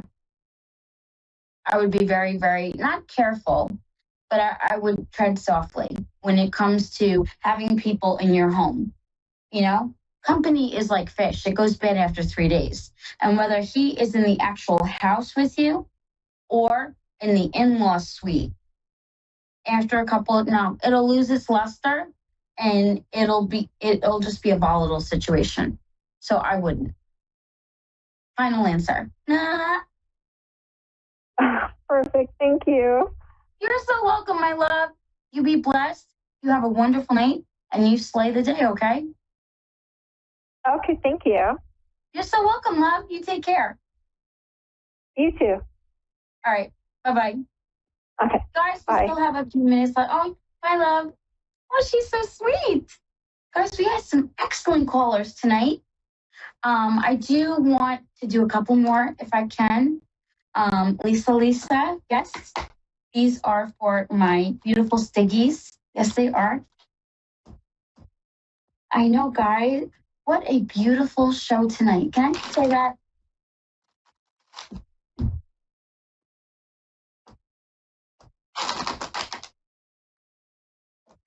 Love when they shuffle like that. So for, love. Movement towards money. First card is the Nine of Pentacles. Movement towards financial opportunities.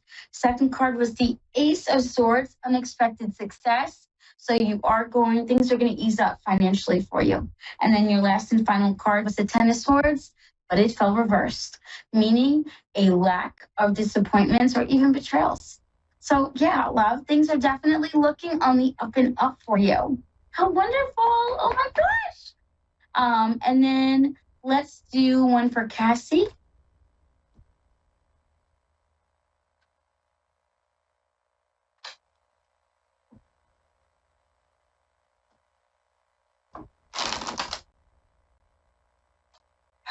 Love that.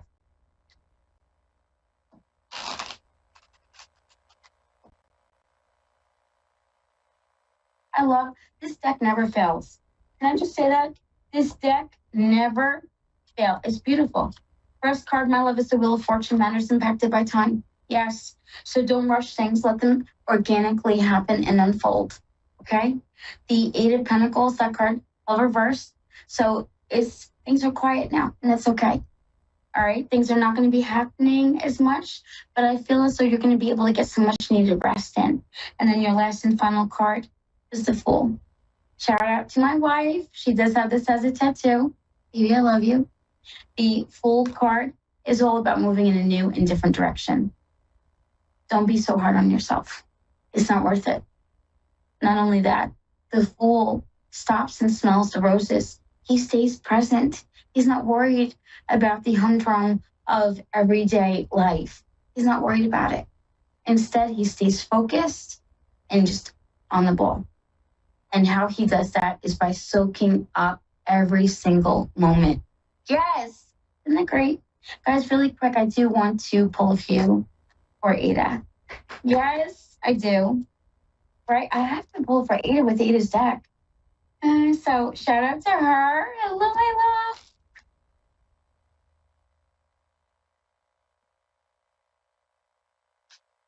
Let's do a side shuffle one time.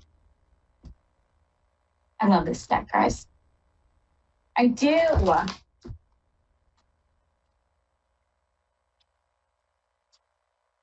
First card is the Nine of Cups. Stop overthinking and overdoing things. Not trying to call you out. Then you got the Lover's card. Whether it be in regards to your relationship, things at home, the relationship you have with yourself. Stop overthinking. It's just making things more complicated. Your last and final card is the Two of Pentacles. That card fell reversed. The balance, the answers you need are already within you. Only more. Page of Cups. Start a beginning of something new, specifically in regards to love. I feel like a breath of fresh air is about to enter the house and enter your life. You know, we have fall coming now. There's so many beautiful things to look forward to. The season's changing. And with that, I feel and see from the cards that you're going to start to feel that change too. Guys, thank you so much for joining me this evening. It was absolutely beautiful. Don't forget to follow me at Tarot Readings by Jean Rose. You can find me on Facebook. Also, I am on TikTok. You can find me at Mrs._Siggy. Join the Siggy crew, the Siggy fam. We even have merch coming out soon, so that will be fun. I am available for private appointments, so don't hesitate to reach out and talk to me about what your needs are. I wish you all a beautiful, beautiful evening. Thank you again for joining me. This was a lovely night, and it was filled with amazing readings. Guys, until next week, I love you all. Good night, guys.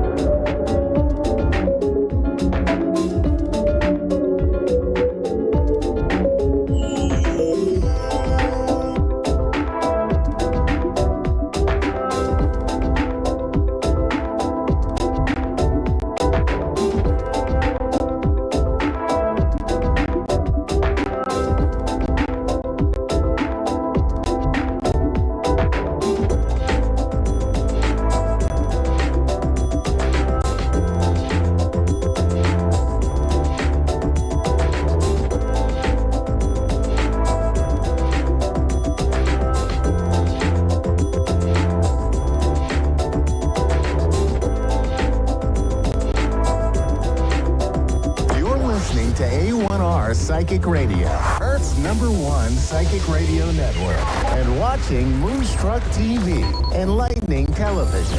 Welcome. Time for Bernice Bisson, Psychic Media. Bernice Bisson. Live from BerniceBissonPsychic.com. Connect direct. In North America, dial 888-454-2751. In London, 20-3519-2158. In Sydney, dial 02-8488-3147. Or online, contact us through our Facebook page, facebook.com/psychic radio. Or one of our websites, ask1radio.com or moonstruck.tv. This is Bernice Bisson, Psychic Media on A1R, the Ask One Radio Network.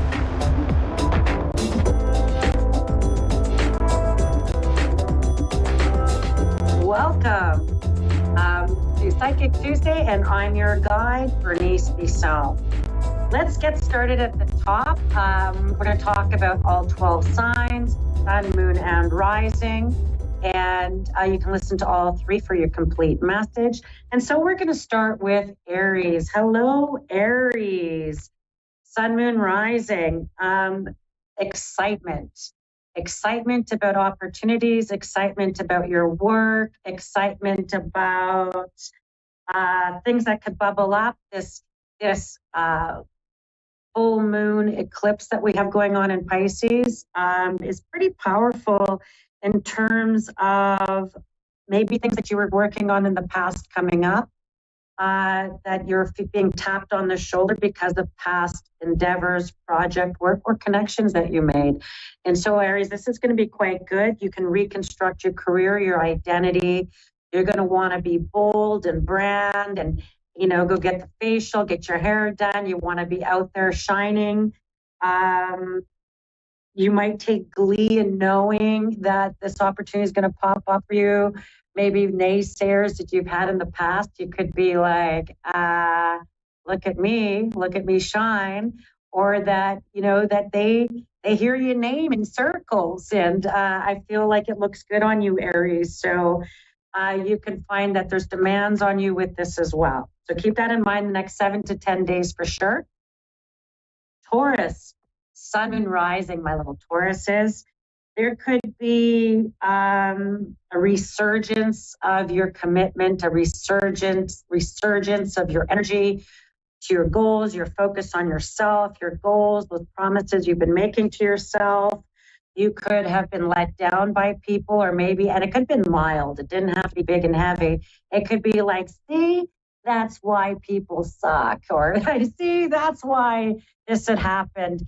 Don't go to that mindset just yet, Tauruses. You could be pleasantly surprised by humanity as well. That there could be a resurgence of your energy or commitment, forcing you to rely on yourself, forcing you to really just take ownership over your own happiness. And this is going to be big for you, in that you're going to find you have a deep well of happiness. You're going to have a deep well of reserves there. Don't waste it on people who can't reciprocate. All right, Geminis, sun, moon, rising, Geminis. This is going to be a time of be careful of other people's opinions. Try to form your own. Try to feel confident in your own opinion, that there's concessions and negotiations and some back and forth with people. It could be property, business, people, work, where you're really having to be back and forth and following up, and you could be liquidating, looking for goals of cash flow, looking at goals of having money flow to. And I feel like there's going to be a lot of chatter, communications back and forth. I feel like you're willing to, and I'm going to say, hold your cards close to your chest. Don't let them know that you've got an ace in your hand. Don't let them know that you've got those, or that you could be calling, you could be bluffing. But keep stone cold face, and keep your cards close to your chest. That any of these negotiations are going to work out in your favor by knowing when to do the ask, knowing when to give your opinion, knowing when to just to trust. And it could be quite good for you, but there could be back and forth. And I do think that it's going to be around your value, being valued. You could begin negotiating that value. And I feel like, I think you're going to come out a winner as long as you don't put all your cards on the table right away. I feel like hold back a little bit. let it counter. Give time for counter offers, counter communications. Cancerians, sun, moon, rising. Oh, my little crabs.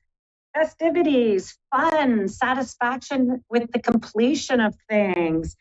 You might be at a time where you're happy it's fall. You could be like, I guess if you're in the southern hemisphere, you're happy it's spring. You're happy with the change of season, that you're seeing proof and evidence of, efforts you've put out there, contacts or things you've put out there, hoping it's going to come back in. You're going to find very serendipitous messages. Things are feeling very relevant. People coming in your life, opportunities, people you're crossing paths with, opportunities you're crossing paths with, feel very serendipitous, very relevant, right people, right places, right timing. I feel like there is maybe a big climax to a series of events you've been putting together, or the finalization of something where you're feeling like, now I can settle in for some me time. And that feels pretty good. You're Cancerians. Leos, sun, moon, rising. Oh, my little lions and lionesses.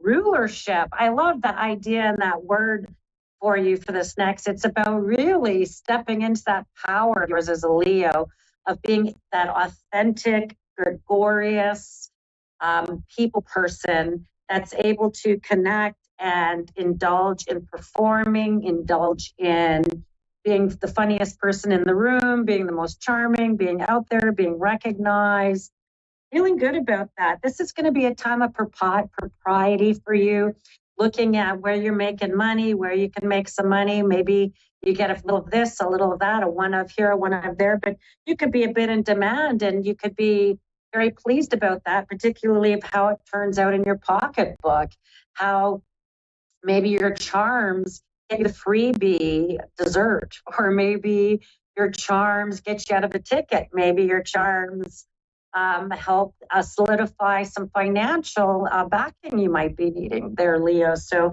there's some good stuff. Maybe it's a good time to meet with the bank. Maybe it's a good time to meet with a planner or a recruiter. Virgo, sun, moon, rising. For my little Virgos, surprises. Boy, I know you don't like surprises, but these could be good ones. Whatever you've put out there, you'll be surprised that you'll get back. And all you've been asking is for a little reciprocity, Virgo, and you'll get it. I feel like you can see who's loyal to you. You can see who's good guidance to listen to. You might be going to some experts in your field to really hunt out the right direction, place to go. They could be asking you to be part of their team with your expertise, because you know sales, you know your field, you know what you're doing, you know your job, and they could be coming to you to ask you to be part of that team. You're going to be it's important to adhere to the rules right now. Don't speed. Don't break any bylaws. It's like these persnickety energy a little bit for Virgos, being held to account, to having to follow through, and if you've made any promises or said you're going to show up, or just say no, one of the two. You will see progress, but I feel like you won't be able to get away with too much. I feel like you're going to have to kind of stick to the rules, stick to the game plan, stick to the plan, and have other people do the same as well. Because they could be all over the place, which will make you a little scattered yourself. Libra, sun, moon, rising. Boy, you got a new moon coming up that's really powerful. Reset in relationships, your identity, how you feel about yourself, commitments. Ooh, la la. Feels pretty good. You're going to be remembered. You're going to remember that people are going to say, hey, you're going to be able to say, I told you so. Boy, oh boy, you use that wisely. Sprinkle that around a little bit. You're going to be like, I told you so. I told you so. I knew this would happen. I felt like that what I said was going to be where it was. I feel like you're going to be approved, receive approvals, get an approval, get approved. These are going to be, this isn't the time for complacency for you, Libras. This isn't the time to kind of rest and sit around. I feel like you're going to have to think a step ahead of people. You're going to think ahead of people. You're going to be kind of really taking pride in people. Say, boy, oh boy, how did you predict that? And it's because you did your homework, because you I showed up ready. And so that's going to be really quite good for you this next while. Libra paying off for you in a big way. Scorpio, Sun, Moon, Rising. Boy, oh boy, your reputation, glory, your work, feeling like you were a conversation in the room before you walked in. That could be good, that could be bad. You're going to feel, I think, a bit protected under this energy. Your reputation, your work, how you've put yourself out there before will precede you. I feel like you could be recognizing your gifts, skills, and talents, or being recognized for them and finding a pathway. Hold your position, hold your faith in things. Don't lose your faith in your talent, skills, abilities, and your confidence, because I have a feeling people will be searching you out. People will be searching you out for your advice, opinion, your expertise, things that you're good at. You could be commissioned, you could be asked to represent. So this is a time that don't give up just yet. You're going to be seen there, Scorpios. And this is, you're just getting prepared. You're doing all the legwork necessary to launch, and your birthday is coming. That'd be a great time to launch with your new moon. Sagittarians, Sun, Moon, Rising, Sagittarius, marriages, commitments, money, discussions, balance, paying down bills, getting your financing in order. These are all really good things around you, Sagittarians. Looking at where you're contributing money, where you're bleeding money, who's contributing to your finances. So this is all great things. This is, if you can harness this energy, it will be perpetual. So anything you invest, anything that you buy long-term. So no short-term fashion, short-term technology, invest in the quality of something, because it's going to come back to tenfold or last or endure the distance that you need. And this is, anytime you invest right now is going to pay off in good ways over the next 2 years, very much so. Capricorn, Sun, Moon, Rising. Boy, oh boy, this is a time where your stability, your reasonableness, you've got Pluto retrograde, the final degrees of your sign of completion. This is about, you're going to deal with people's psychology, or the psychology of things. You might find you're one up on a few people around you, able to predict people's behavior, the organization. You're going to come across as far more gracious because you're able to anticipate the psychology of people. You might find that anytime you're delayed or finding yourself in retrospect, or finding yourself feeling a bit like you're standing still, know that you're being given space, you're being given time to sort of process and let things catch up to you, that you're going through a massive transformation in the last, if you're old enough, 22 years of your life, and that your power is going to shift to things you value. What is that, Capricorn? What is it about your values? And that you're able to work, and maybe it's your ability to communicate, be creative, bring your career to a really meaningful, because it's about meaning for you, Capricorn. This is really not about your purpose. It's about deepening your meaning and how you find meaning in things, okay? Okay. Next, we've got Aquarian, Sun, Moon, Rising. New birthday, new year, new you. This is going to be the time where you're really regrouping, getting your house in order, getting things organized, organize your closets, clean out your clothes, minimize things that maybe make you feel anxious, just having laying around, feels cluttered. This is a time to really get sorted and organized, because come your birthday, with Pluto showing up in your sign, this is a new time for you to really step forward into the next year and the next 20 years. But this next year for you is really about finding your power in your community, finding your power in who you serve, where you are, how you're able to participate, how you're recognized in your own community, your locale, and where you live. I feel like it's also a time where you might want to take classes, courses, learn, read, expand your mind, and explore new thought trains. And that could be of the sciences and technologies and artistic pursuits as well. Pisces, boy, oh boy, the whole thing about you, you've got that North Node, you've got this eclipse, you've got 2 planets retrograde, you've got Juno, an asteroid sort of mucking about in your energy. And this is a time where you are really reviewing who's committed to, who's not, who's being able to serve, who's being able to join you. You could be trying to get some dopamine rushes. You could be trying to find some excitement. You could be trying to find distractions. You're going to try to find some thrills. This is the time to really review about where you're wanting to go. And if you can imagine, as you're sort of the bone air and that energy is pulling back and you have a new trajectory coming about moving forward, Pisces, this is about really deciding about who that is, where that is. You could be deciding, selling your business, changing your trajectory, changing your work, changing your purpose and direction. You might have been questioning your confidence around that.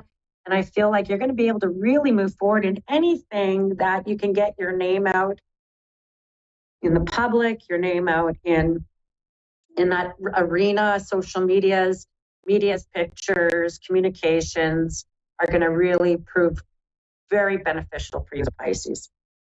Okay, you can find me at bernicebissonpsychic.com. I'm here on A1R Psychic Radio and Moonstruck Television every Tuesday for Psychic Tuesday. And let's get to it. I think I have a caller. I've got Carrie in Melbourne, Australia. Carrie, how can I help you today? Hi, I just want to, anything general that comes up or comes into your mind? I would love to. Let's do it. Let's look at what's going around in your world, your life. What's the day and month of your birthday? 29th of April. Is that 29th of April? Is that what I heard? Yes.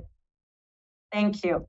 29th of April, my very beginning of Taurus, that first week in Canada, your springtime for us, and the beginning of beautiful Taurus season, which is really around, I find, renewal, resurgence, re-energizing. And with the planet Uranus in your sign, you might be saying, boy, I had enough of that, I've had enough of unexpected elements. And I will say this to you, I feel like you have stabilizing moments coming, even starting December and moving all the way into next year. And you'll find some stabilizing moments in a few ways. One is going to be something around your transportation, your local community transportation, how you're getting around. There's something very stabilizing for you or reliable.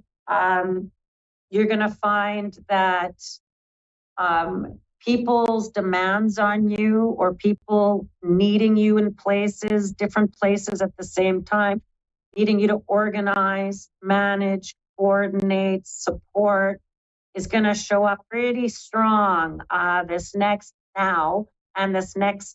18 months even, where you could have to provide supports to, provide care to, provide these things to people around you. And I feel like it could feel a bit obligatory, like you'd have to make commitments, a bit obligatory, like you're being obligated. And it doesn't feel like a job. It feels like it would be more impersonal, more in your personal world. I do feel like there is something very much about with the care of this, I'm going to say a family or more in a personal realm. There's also unexpected news popping up around celebrations that within 2 years, and I'm going to start right now, there is some celebration around education, a graduation, education, a completion, celebrations that will come up where people are dressed pretty fancy, like a wedding. Some celebrations coming around that. I feel like the first one you're going to hear about certainly within a year. And I do think that I do think it's like a younger adult wedding or celebration that way. And it feels quite joyous.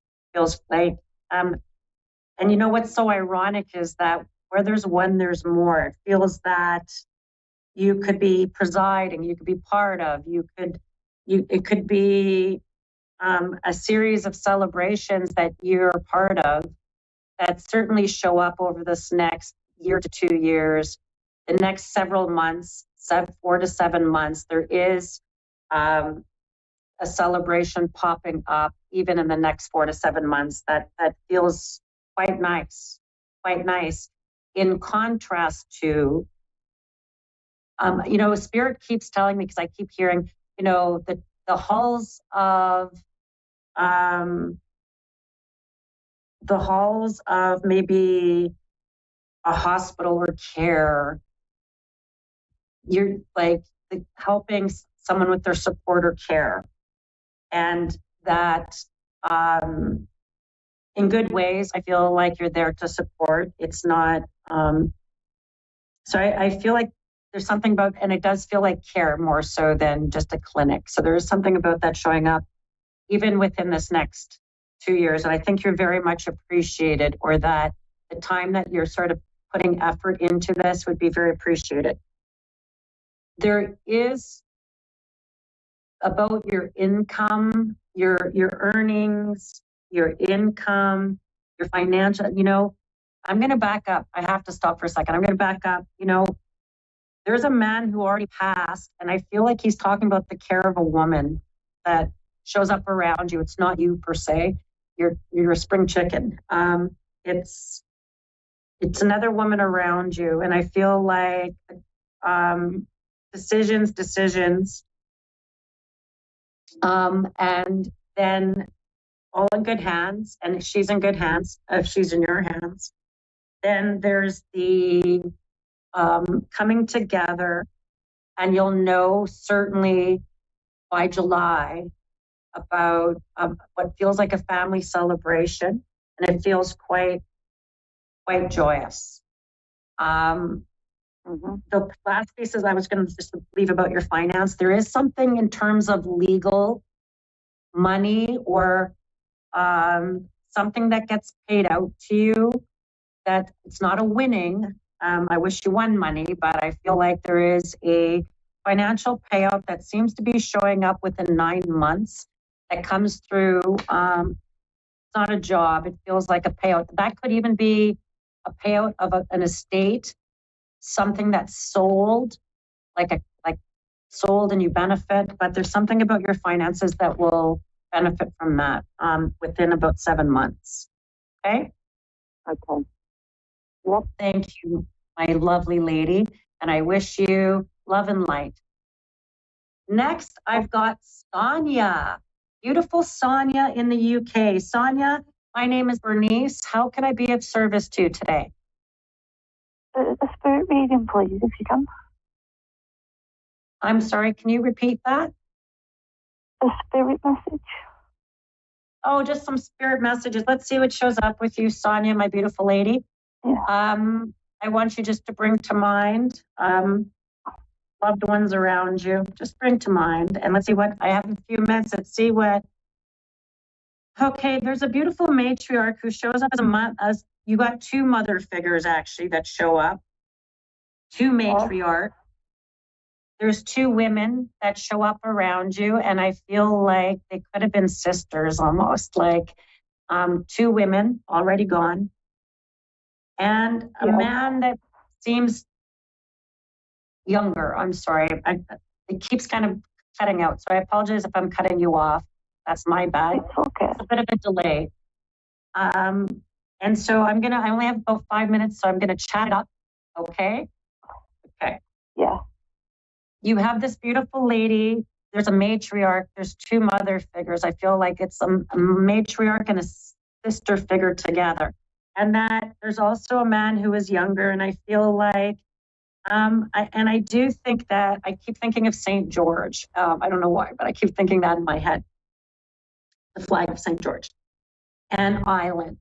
And you're happy to be able to travel to some islands coming up. And it feels quite pleasant. And that I imagine with this one woman, I see how strong I see also a rose in her hand, that there is you and two other, what could be like siblings or family. There's people that seem to be coming together in October. October feels like a really important month.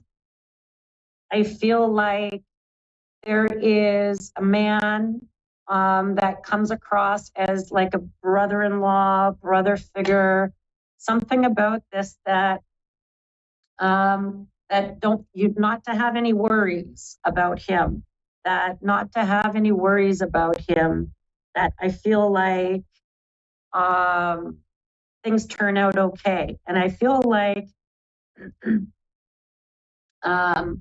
things turn out okay for this man, this young man. I'm calling him a young man, not an old guy. But things seem to turn out okay for him.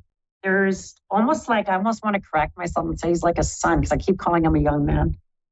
And that something turns out okay for him. What has been challenging, what has been a challenge, actually turns out to be good. And that there is someone right around you who has a very sudden change, Sonia, very sudden change in work, or a sudden change in their ability to work. Something changes very suddenly, and it turns out to be quite good. They could need to rely on you. They could be telling you about this. They could be coming to you with this. And I feel like something turns out quite good for them in this change. That where you have felt, and I mean everything I say with love, where you have felt very alone, because I feel like you could have a lot of demands on you, but I feel like this woman who passed was like so close to you. And who can you talk to now? And almost like if you could just talk to her. And I feel like she hears you, she does. And in those moments, and I feel like if you put the radio on, she would talk to you through your radio, or she would come through a sound in your place and where you live, like through the radio. Like I would have my tea and I would listen. And she seems to show up because I feel like you really miss talking to her. And I just want you to know that she knows that you've had these struggles, and I feel like you were very appreciated for everything you did, because I don't know that you were able to hear that from her, or that you were wondering if you worked very much. And that I do feel like, I don't know, she loves the notion of the birds in the window. I don't know why that is important as well, but like I could see the birds in the window, and she would love to kind of look out and see the birds in the window. And that image of the roses aren't lost on me either. Almost like beautiful fresh roses and the birds in the window. And I feel like she really loves that. She'll show up in your house if you just kind of sit and listen to the radio. There's something about maybe a favorite program she would like to hear will come on. And she's right there. And you are loved. And thank you. And thank you for finding me. And thank you for finding A1R Psychic Radio. And I hope to talk to you again one day in the future. And we'll see everyone else next week for Psychic Tuesday. And thank you for tuning in.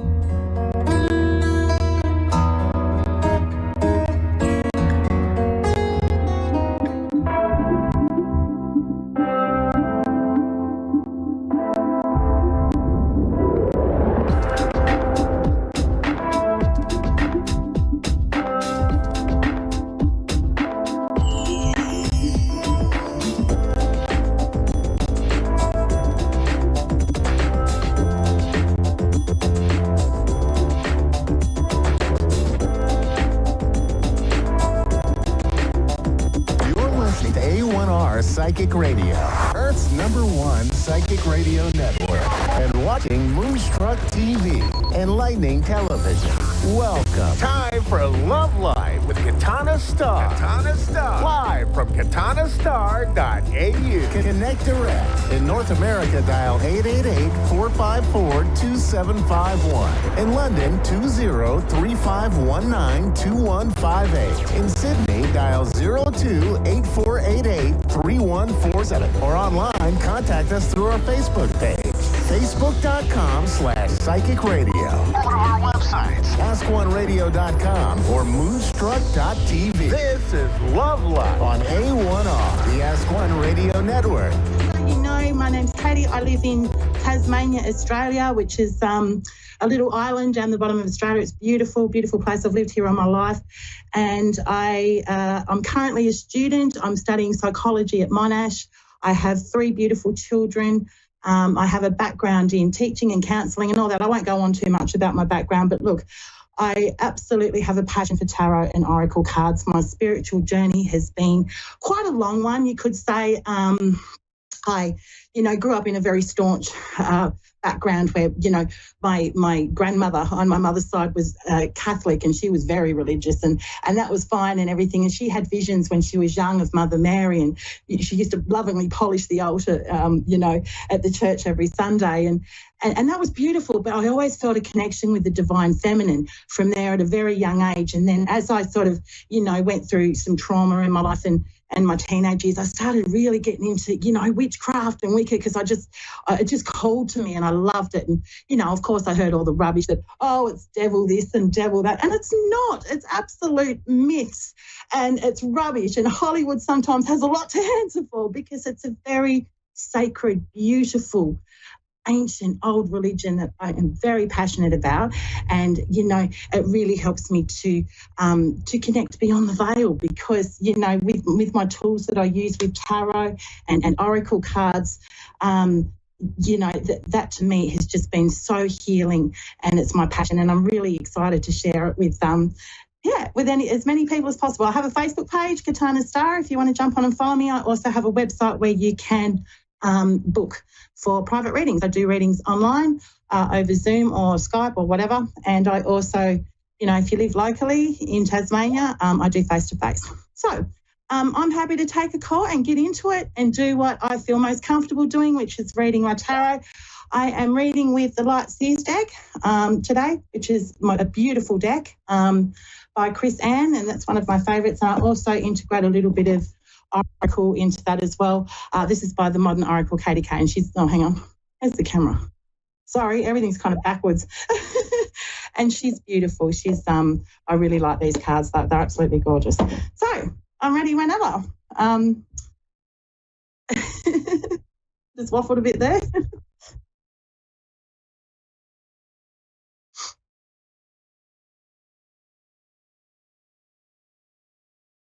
Hi, Rosalind. How you doing? Well, how are you? Can you hear me? Yes, I can hear you very well. Awesome. Thank you for calling. And I'm really excited because you're my first ever person that I'm going to be doing a reading with live on radio. This is really cool.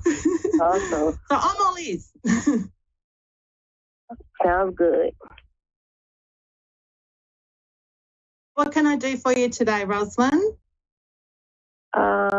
I guess I'll just want a reading on anything that comes up for me. Okay, so you just like any general messages that might come through intuitively, or, I can do a general spread for you with the tarot just to see what comes out, and that'll pick up on your general energy. Or if you have a specific question, don't feel shy to jump in and ask, because sometimes it can be a little bit broad, as you know, but as I get into a reading, they tend to narrow right down. Now, I've just had a couple of flyers there, Rosalind. I've got Justice and the Two of Wands here, and these two just jump out. And I often do read flyers because, sometimes I'm just clumsy, I'll be honest. I drop half my deck half the time. But biggie, this is the big one, Rosalind. This is Justice, okay? Justice is the major arcana card, and, if the word's not self-explanatory enough, this is all about karma and cause and effect, and it's very much about, paying attention to your thought process as well, and in what you're putting out there to the universe at the moment. You possibly might have some legal-related stuff going on. If you don't, this is very much about what you're putting out there and what's coming back. Okay, so this is huge at the moment. It's lots of energy around you to really start paying attention to your thoughts. And that's really, I know that's hard. I mean, I was only telling someone this the other day, you know, we often have to pull ourselves up with our thought processes because we you know, don't often pay attention to what we're thinking and what we're putting out there. But that's exactly what this card's all about. And next to it, you've got the Two of Wands here. So this is telling me, Janice, you're in a phase at the moment where you're really thinking about plans for the future, okay? And being Wands, this has a bit of, you know, creative or passionate drive behind it. And that's a very kind of fiery energy to it. And as you can see in the picture, she's sort of gazing out the window, thinking about possibilities and, you know, where to from here. And being a two, this can often involve a partnership of sorts, okay? So that could either be a friendship or a family member or, you know, an intimate partner. But it usually involves plans with another person. Okay, so you might have the ideas happening, and then it's about, you know, whether or not you're going to embrace on that partnership and go on this journey sort of thing. And it's normally a really exciting thing. And being next to Justice, this is telling me this is time that this is happening. This is time, you know, where you really start to prioritise what you want to do and think about how you're going to do it and just reach for this and go for it because life's too short, you know. And look, if you've had lots of bad luck in the past, this is a really good sign to say things are going to start looking in your favour right now because Justice has a way of, you know, even though it can make things really difficult in the lessons that we go through, there's always something that comes out of it that where you grow from.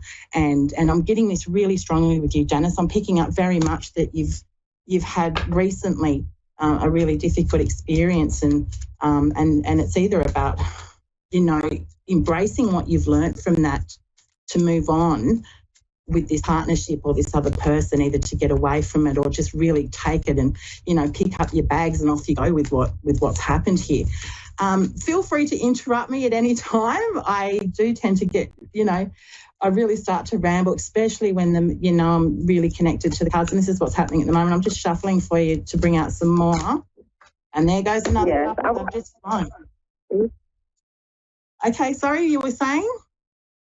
Yeah, so I wanted to know the person that I am in a situation with, I wanted to know, is it like, are they being genuine or should I move forward?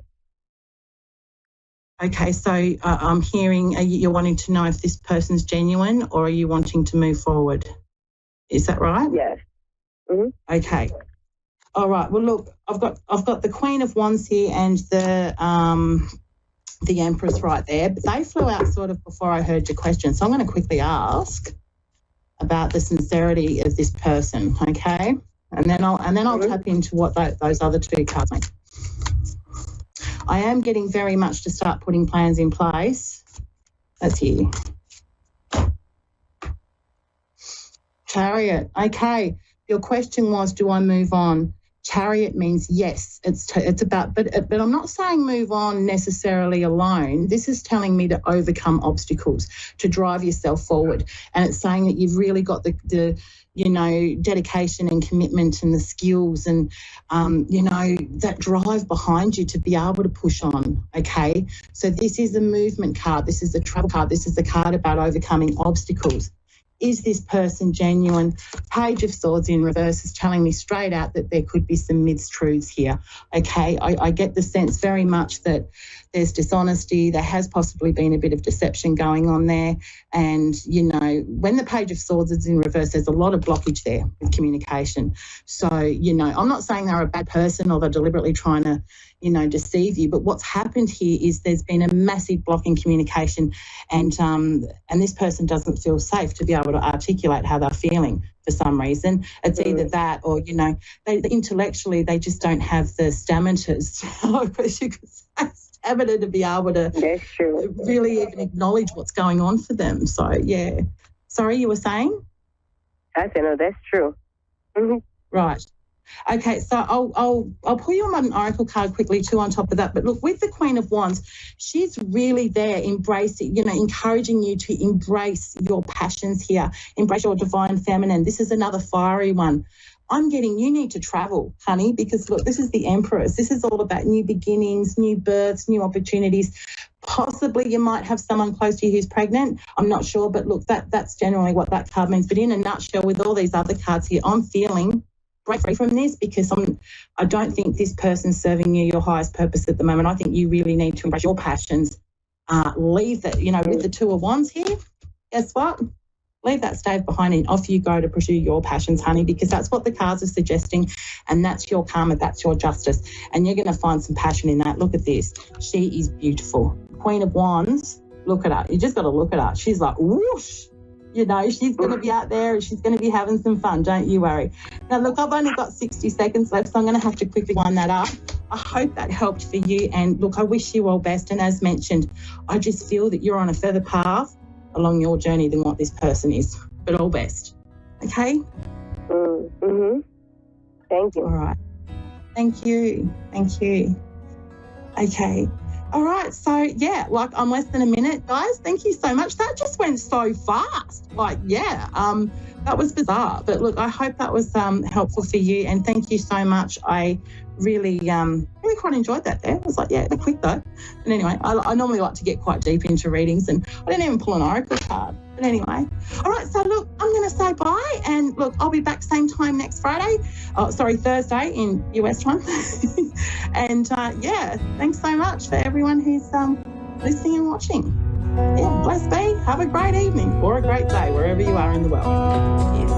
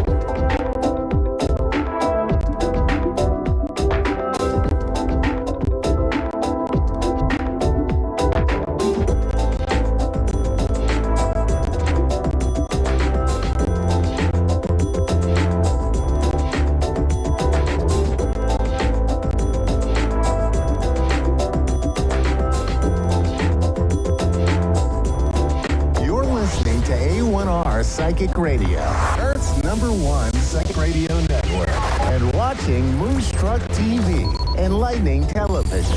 Welcome. Time for Sacred Insight with Andrea Baker. Live from mindbodynourished.etsy.com. Connect direct. In North America, dial 888-454-2751. In London, 20-3519-2158. In Sydney, dial 02-8488-3147. Or online, contact us through our Facebook page, facebook.com/psychic radio. One of our websites, askoneradio.com or moonstruck.tv. This is Sacred Insight on A1R, the Ask One Radio Network. Hi, everybody. Welcome to Sacred Insights. I am Andrea Bacon. Thank you so much for joining us here on A1R Psychic Radio. And I hope everyone is having a good week so far. But anyway, we are having a super full moon eclipse in Pisces this week. So there's some opposing aspects to this full moon. So Neptune and Saturn are both at play, and they have very different energies. So you might be feeling this. Saturn is about rules and sometimes control, order, challenging things, and lessons with Saturn can at times be quite challenging. And then Neptune is dreamy and flowing, psychic, that type of thing. So this affects our emotions because it's dealing with the moon. And you might find yourself feeling a lot of different emotions. So know that if you are having a lot of feelings that are all over the place, you're definitely not alone. Now, there may be a tendency to focus on past experiences that are not pleasant. That could be Saturn's, aspect that it could be affecting. And it's coming up for a reason, though. It's coming up to reconcile within yourself these negative things from the past if it's something that is still in need of healing. So, that's when we become aware of any grievances that we might still be carrying from the past. It's just about becoming more balanced within yourself, healing what comes up, but recognizing and realizing that what is asking to be let go. This is an energy of unburdening yourself, which does tie into forgiveness. Forgiveness is an energy of unburdening yourself. It's not about allowing anything the other person did or anything that happened to be, okay, what was done. But it is releasing a burden that really, honestly, never was yours to carry in the first place. So a lot of you might be feeling this in your heart chakra, I'm getting, but this is a good energy to work with, to release it, because there are things coming in that will be helped by the releasing of this, and full moons are good for releasing. And Pisces, is about that dreaminess, it's psychic, and so that's something that's going to increase for you when you unburden yourself. Okay, now we're going to take a caller. We have Val in Winnipeg. Yes, I'm here. Hi. Yes. How are you? Hi. I'm great. How are you? Good. So what can I do for you today? I'm sorry? What can I do for you today? What would you like to talk about?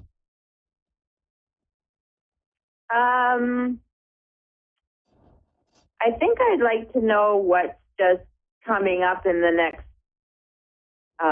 little while in my future. Is there any messages from Spirit? That kind of thing. Okay, let's take a look. I am getting a visual of something blooming, so I don't know if that's a literal garden, if you like to garden, or something else, but I am seeing something blooming. I'm seeing like flowers popping up. So that can be literal or metaphorical. Something, but that means good things are coming anyway. I feel Okay, I gotta take you off speaker because I can't hardly hear you. Oh, okay.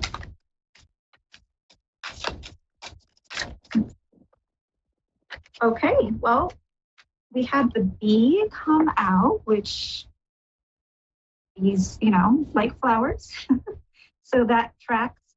And this is also about community. I was about to say communication, so maybe something with communication too. But it talks about community and sweetness. So yeah, I was picking up that abundant energy for you. Let's see what this is about. I'm picking up travel for you too. Travel? So yeah, if that's something that you thought of that you might want to do, I would that's love coming to travel. up. Yes, I've been wanting to do some traveling. Okay, perfect. So I'm feeling an energy of energy healing or Reiki. And I'm also getting cards talking about abundance, bringing in more money. So this is a really great reading. I don't know if you're into like Reiki type of stuff, but like as far as doing that or having that, or going to have that done and helping you to release anything, or are you interested in doing that as like a job? I don't know. I've never thought of it. Okay. But well, maybe it's coming. And I've never had it done. Okay. So I would say that's probably to think about. Maybe if it comes up for you, that's something you might want to take a look into. Having it done is probably what this message is saying, but there's something about healing, energy healing, working with crystals also I'm picking up for you. Okay. So yeah, this is like a message with a lot of spiritual energy coming in for you. There's something about it to increase your connection to your intuition. And this is going to help you with abundance. So abundance can be finances, or it can be, just something coming in to help you do that traveling you want to do. Right. Abundance can come in so many ways. So, okay, good. I do see like there's like this path here. See, we've got the temple path,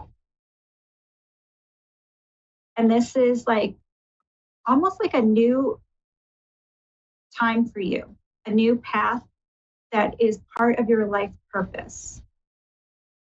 Okay.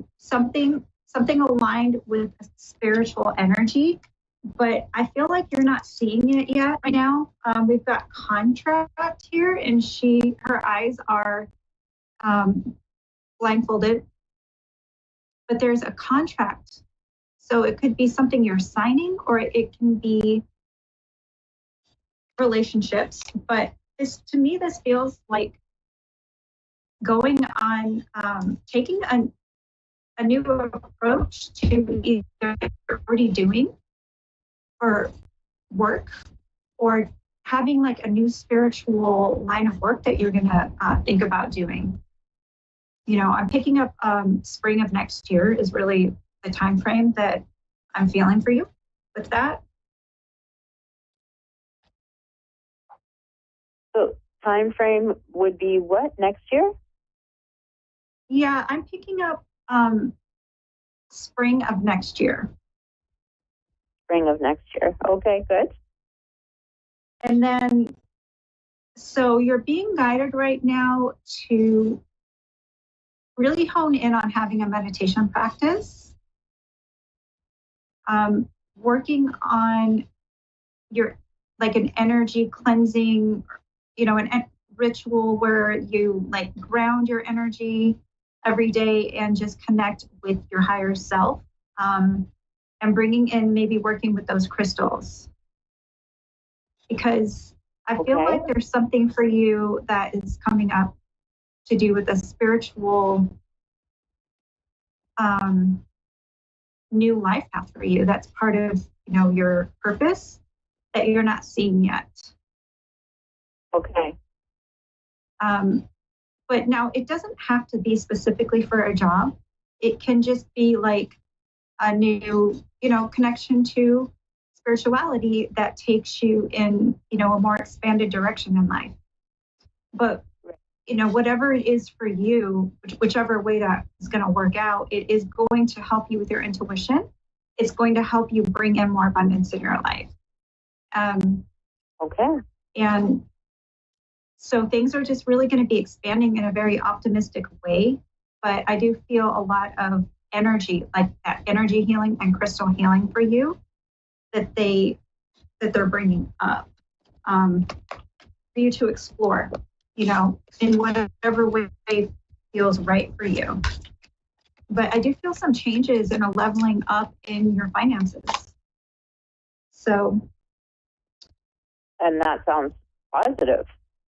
Yeah. I was feeling a really optimistic energy for you when we first started. And then this is I just pulled a card. It's angel number 1551.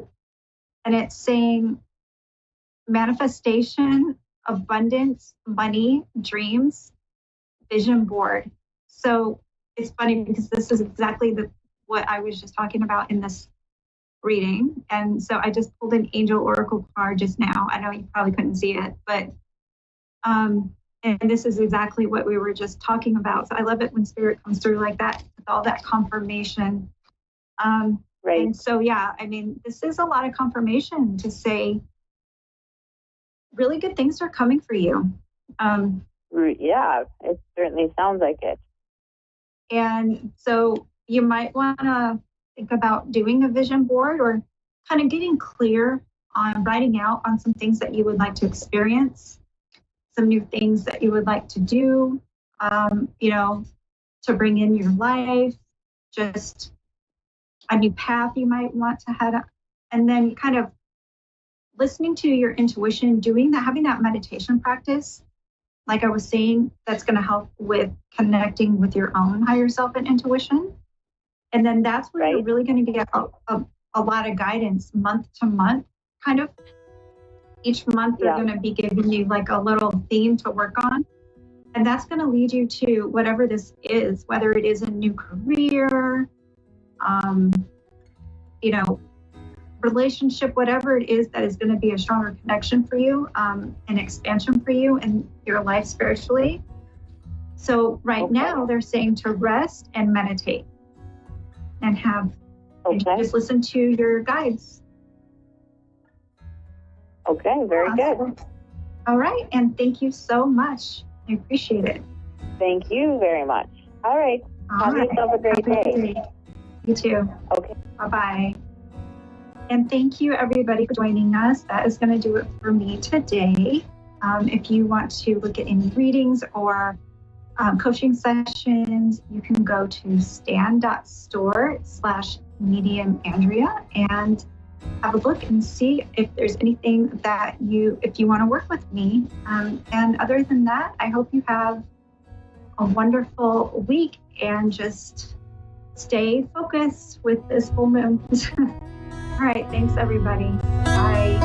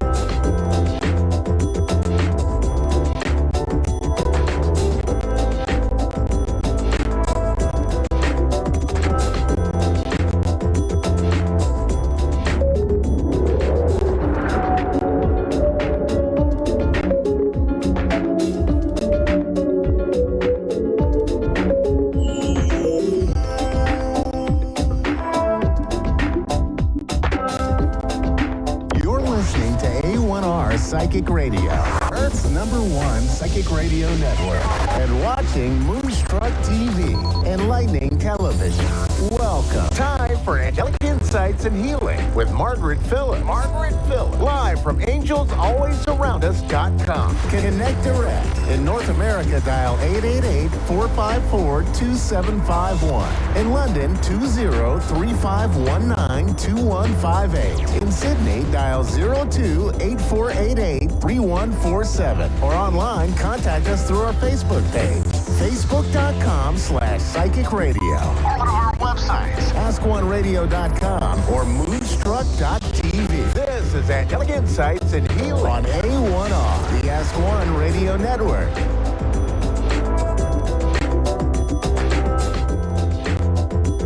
Hi, everybody. I hope you all are having a wonderful day today.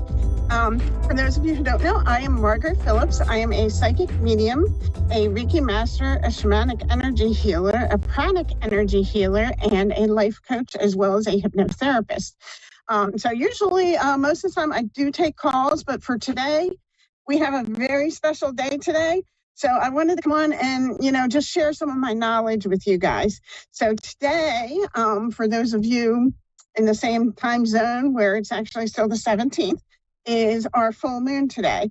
And not only is this a full moon, but it's a super moon. So if you happen to look outside, you might notice the past couple days, like yesterday, day before, also, today, a couple days from now, the moon looks super huge. That's why it's called a super moon, because it's actually closer to the earth so we can see it better. Just because of the axis, the rotation, location of the earth, location of the moon. So it's really cool. On top of that super full moon, it is a partial eclipse tonight. So there is all kinds of energy. Lots of people are already seeing it. If you kind of feel like your energy's been off, or, some people get extra tired on a full moon. Some people get energetic on a full moon. And then some people, once the eclipse comes in, it may completely throw you off, and you might be like, wait, where's my full moon energy? I'm exhausted. Or you might be like, where did all this, Energizer Bunny energy come from? The eclipse kind of, it's a great energy. It's powerful, and it will kind of alter our energies a little bit and alter what we're feeling. So we need to make sure we're kind of in contact and in touch with how we're feeling. If, you find yourself a little bit testy, some people get very anxious. Some people get a lower frustration tolerance than normal when it's a full moon. So if you notice that, then kind of, take a step back, take some deep breaths and kind of be mindful of those you love. Be mindful of what you're saying to your friends, family, those you care about, your coworkers, even whether you care about them or not. Be mindful of what you're saying to them, because sometimes the energies with the moons, when planets go into retrograde, sometimes if we're not careful, it can, again, really mess us up, really kind of get our energy off to where we almost may not even feel like our normal selves. And this is all part of the process of learning how to deal with these energies. Now, I want to talk about the full moon for a moment. So full moons are fantastic things, and it's a fantastic time. We get them once a month, and the great thing about a full moons are fantastic for releasing what no longer serves you. So allow yourself, we can do different things, we can just, ask the universe to help us release what no longer serves us. Something that's a lot more effective is if you make a list of things that you're aware of that no longer serve you, and you write it down. And then if you can do so safely, allow yourself to take that list and burn it, and, write your list out. Get your little fire going. You don't need a huge bonfire. You just need a little tiny fire. Hopefully, you have no more than one piece of paper on your list of things that no longer serve you. But you know what? If you're in a spot and it's like a 2 or 3 page list, that's okay too. Just release that negativity. Release that stuff that's not doing you any good anymore. Allow yourself, I like to take the full moon every month and just allow myself a few minutes to say, what areas of my life aren't working for me? What isn't working? And, on that full moon, you release it to the universe, you burn it in the fire, you make your list, you put it in the fire, and you say, I release what no longer serves me. If you have your list, you can read your list and then say, I release all these things and anything else that no longer serves me. Because, even though we take time to reflect, sometimes we got something going on and, it may be something with a loved one. And because we love them and we care about them, we may not be ready to look at that and see that we need to let that go. We may not be able to look at that and say, I can love this person, but I can love them from a distance until they're healthy enough to love me or until they're healthy enough to be around me. So, sometimes it's scary. We may be in a job we don't need to be in. And it might be scary to think, if I release this job, oh my gosh, what's going to happen? I'm going to be unemployed. How's this going to work? Don't worry about it. Let the universe show you the blessings that are waiting for you. Make that list. Allow yourself to release what is no longer serving you. And, a special treat for everybody watching tonight, wherever you are in this time zone. So again, normally I do take a call, do a reading. I am going to pull a quick card or two for you guys in honor of the full moon. And one of the things I like to do on my full moon readings is I like to use the Mermaid and Dolphin deck because check that moon out. I don't know how well you guys can see that, but that is an awesome full moon. So we are talking about releasing things. And guess what the card is that came up? The card that came up is the Synchronicity card. And this is a reminder from the angels and from the universe, and in this case from the, mermaids and dolphins, that your prayers are being heard. Your questions are being heard. They're being answered, but it's in synchronicity. It's divine timing, and divine timing is very much in the flow. It is very much, what we need to do. It's, it can be very difficult having this human experience, having to wait on divine timing because we want it and we want it now, and we want whatever the problem is fixed now. But that's not what's going to be for our greatest good. So a lot of times we hear not yet, or we hear you have to wait. And again, having that human experience, it can be hard. But as you release it in faith, release it knowing that God and the angels have so many blessings for you that you can't even imagine a tiny percentage of what is waiting for you. So allow yourself once a month, especially today. If you cannot do it today, if you can do it, the energy on 3 days of either side of the full moon is just as powerful, just as strong. Allow yourself to release whatever isn't serving you. Make that list. If you don't want to write it down, or you're not able to write it down, verbally say it or think it to yourself in your head and then release it.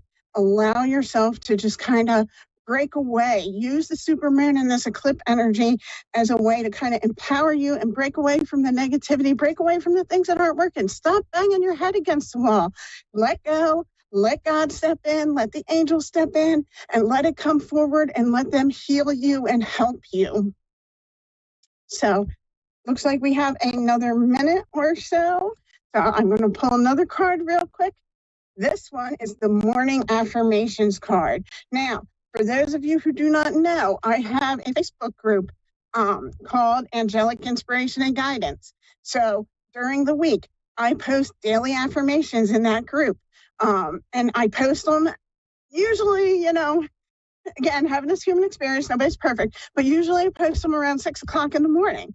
And I do that first thing in the morning so that anybody who starts their day and wants to get on Facebook and wants to say, see what's going on, hop into Angelic Inspiration and Guidance. Do your morning affirmation. Read it. If it's not applicable to you, then try to find another one. Try to think of another one, whatever works for you. The morning affirmations, positive affirmations, I can tell you from personal experience, they are life-changing things. When we change our mindset, when we allow our mindset to be that of positivity, that of I will succeed, that of I have the faith that God's not going to drop me, and God hasn't dropped me yet. When we have that faith, when we have those, we go into those morning affirmations, life gets better. We still may have some tough times, but it gets better. And, your whole attitude, your whole outlook is better when you have a positive mindset. Again, doesn't mean you're not going to have crappy stuff happen, because while we have this human experience, crappy stuff happens. But you will feel better, you will feel stronger, and you will feel more able to handle the crappy stuff when you do the affirmations, when you have the faith that God's not going to drop you. And, if you're not there yet with your faith, if you think the divine, may have dropped you in the past or whatever, you are breathing. You have a purpose. If you had already fulfilled your purpose, you wouldn't be here anymore. You'd be in the spirit world. So you have work to do. You have a reason why you're here. So release whatever is not serving you tonight or tomorrow, and then allow the blessings to come. Release that stuff that's not serving you so you have room for the blessings in your life. Because if you've got too much negativity going on, too much of anything, like we have to have room. We only have so much time in the day that we can spend. We have to make sure we have room for the blessings that are coming. So again, I hope you guys enjoyed that. You can find me on Facebook at Angels Always Around Us, or Margaret Phillips. My business page is Angels Always Around Us. I frequently post affirmations in there as well as inspirational stuff. My Facebook group, Angelic Inspiration and Guidance, like I mentioned. I post affirmations every day. I post spirit animal education. I do crystal education in there. I do wellness tips in there. All kinds of stuff. It's a way for me to share my experience and my knowledge with the world. So please head on over to Facebook, join Angelic Inspirations and Guidance, and allow that to kind of boost you up. And it's not just me talking in the group. There are other people who post in the group, and you are more than welcome to post in that group as well. If you have something inspiring you want to share with the world, please join the group and post it for us. Whether it be an angel picture, a poem, something, just whatever it is, inspirational. It's meant to help buoy up people and lift people up. So I thank you all for being here today. Again, I am Margaret Phillips from Angels Always Around Us, and I will be back again next week at 4:30. And thank you guys, and happy full moon releasing.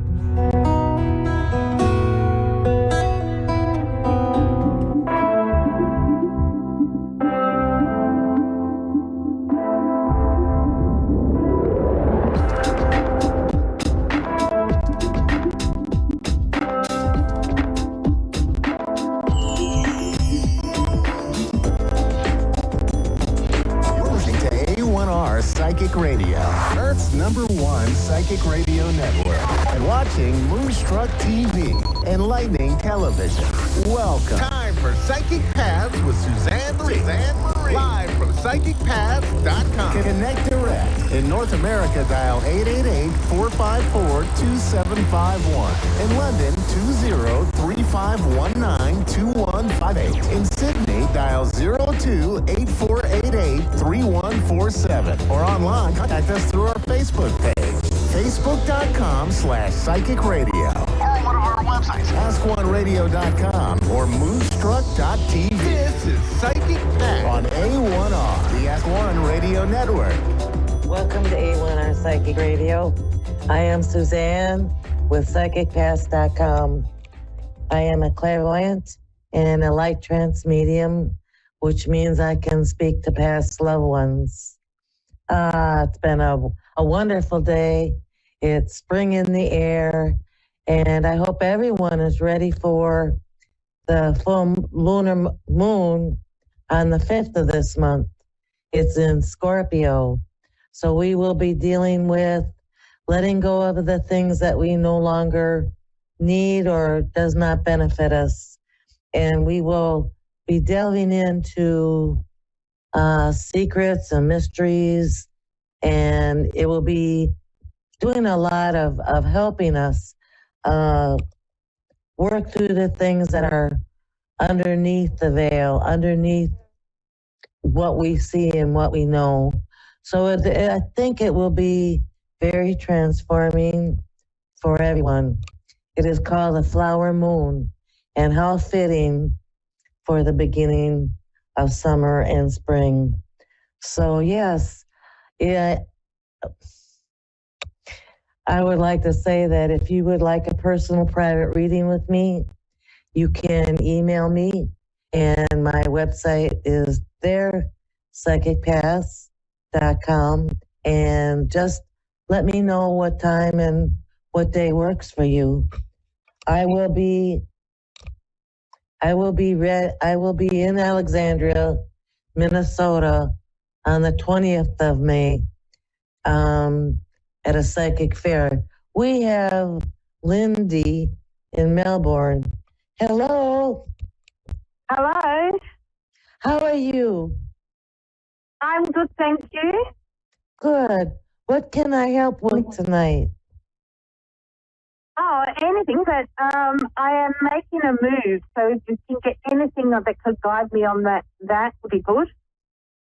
Okay.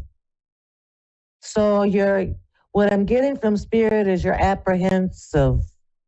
There's an excitement, but yet there's an anxiety with that. Is that how you're feeling? Like excited and apprehension? Yeah, I'm excited. Yeah, well, it's a big change for me. I've lived here all my life. Hang on, I'm seeing what Spirit has to say.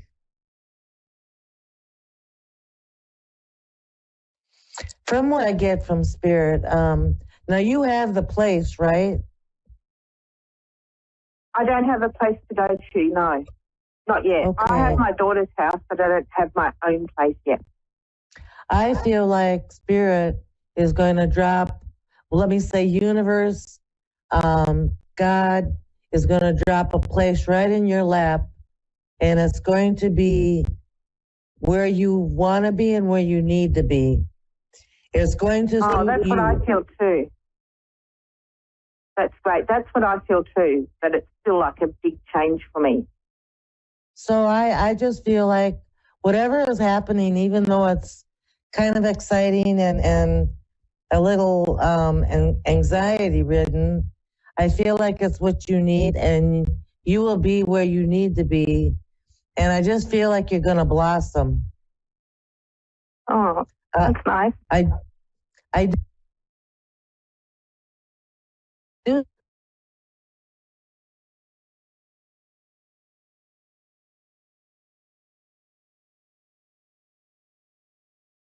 Hello? Yes. Did you hear what I just said? No, I didn't. Okay. I lost you. I sense that it's going to be a white brick building. It's going to be brick, but it will be white brick or tan brick. Oh, okay. Yeah. Do you feel like I'll work up there? White brick. Brick. Okay. Are you with me? Yeah. I feel like it's going to be a white brick building or a light brown building, and I feel like it's really pretty, and it has some flowers in the front. Oh, do you feel like it's a house or an apartment? I feel like I get a sense that it's an apartment, but it feels also like a house. So, okay, what is called a townhome, but you should know it because it's got a white or tan brick, and it's really pretty. It's got flowers in the front of it, and I just feel like it's near the right. Go ahead. Is it near the ocean? Yes, I seen that. Yeah. Yes. But you'll know it when you see it, and you're going to love it. Oh, fantastic. That's what I'm picking up. And the things that have felt like they've been holding you back are no longer going to hold you back.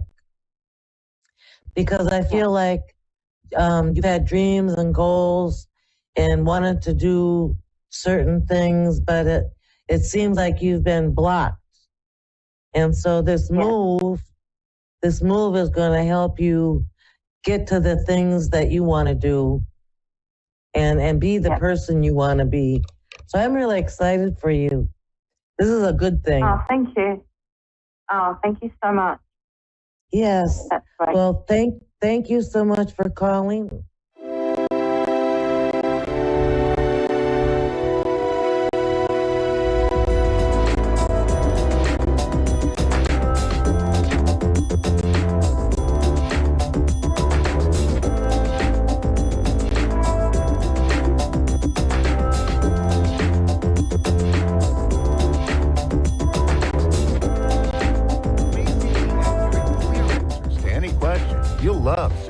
free readings. Clairvoyant reader and spiritual light trance medium. Tarot is used for spirit confirmation. She's been a spiritual reader for 30 years and would love to be able to bring accurate, clear, visionary readings for those who seek answers. Available online and phone. Call 320-455-2303 or email readingsbysuzanne@gmail.com. Suzanne Marie. Check her event page for specials.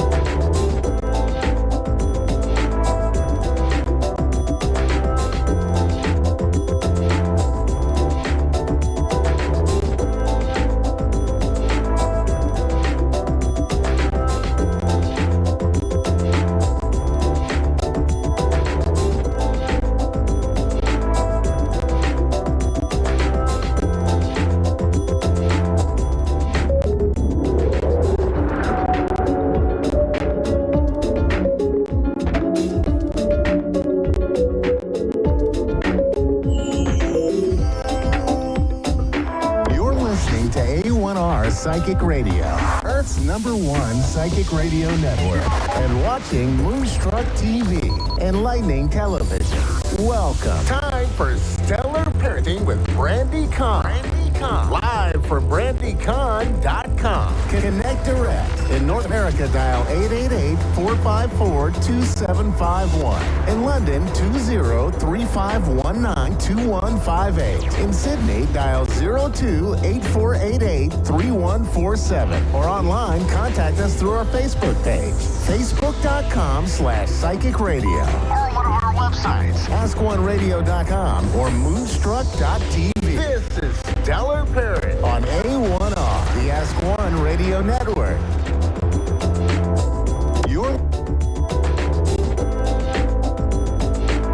Awesome. Welcome to Stellar Parenting with Brandy, and happy lunar eclipse from Houston, Texas. I am your host, Brandy Kahn. I'm an intuitive astrologer, and I also hold a Master of Science degree in psychology with an emphasis in child and adolescent development. And my mission is to use this show to teach parents, guardians, teachers, how to mix the magic of the stars and the planets with the art of consciously raising and teaching our children. You can find me at brandycon.com. That's Brandy with an I, and Kahn is Khan. And if you'd like to be a caller on this show, please join my Facebook group called Psychology Infused Astrology and sign up on my list. So, on today's show, what we're going to do, I'm going to teach you how to incorporate a theory from psychology called polyvagal theory. We're going to combine that with astrology so that you can incorporate it into your parenting approach. Okay. And then after that, we're going to have a caller. We have someone who wanted to know a little bit about her daughter's natal chart. So we will hear from her towards the end of the show. And before we get into all of, the wonderful information that I have in store for you today, I'd like to go ahead. We're going to start a series every week called In the Spotlight. Now, in the Spotlight, every week, what I will do, I will take a particular planet or a luminary in a specific sign, and I will give you all the secrets, everything that you need to know about that particular placement. And you want to listen carefully just in case that placement shows up in your child's natal chart. Okay, so before we get to everything today, let's go ahead and start our series of In the Spotlight. So in the Spotlight this week, we have the moon in the sign of, drumroll please, Virgo. Okay, moon in Virgo. Now, in astrology, the moon is a luminary and she represents our feelings, our emotions, our sensitivity, what makes us feel safe, what makes us feel nurtured, and what we need, okay? And for our children in particular, the moon represents their right to feel what they are feeling. And also as well, their right to need what it is that they need in every particular moment.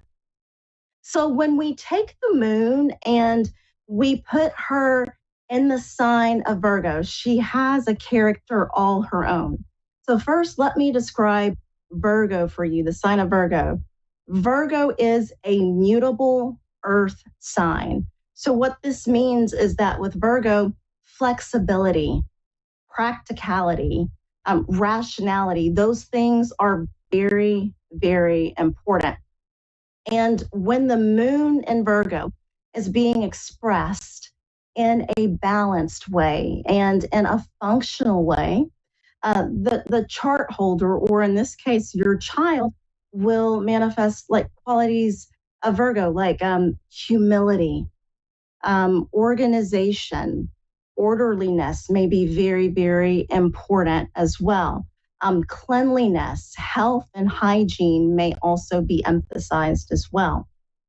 But just like we can go to one end of the spectrum with Virgo and we can be really balanced with the way that we express it, we can also go in the opposite direction to the other end of the spectrum and be a little bit unbalanced with the way that we express moon and Virgo. So moon and Virgo, if a little bit out of balance, might tend to be really very picky, very critical, very perfectionistic, and almost prone to anxiety and impatience.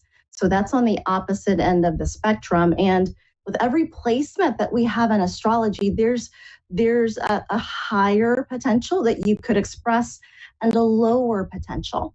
And as parents, guardians, teachers, what we want to do, we want to help our children to express each of these qualities in a very balanced way so that they, in turn, can reach their highest potential.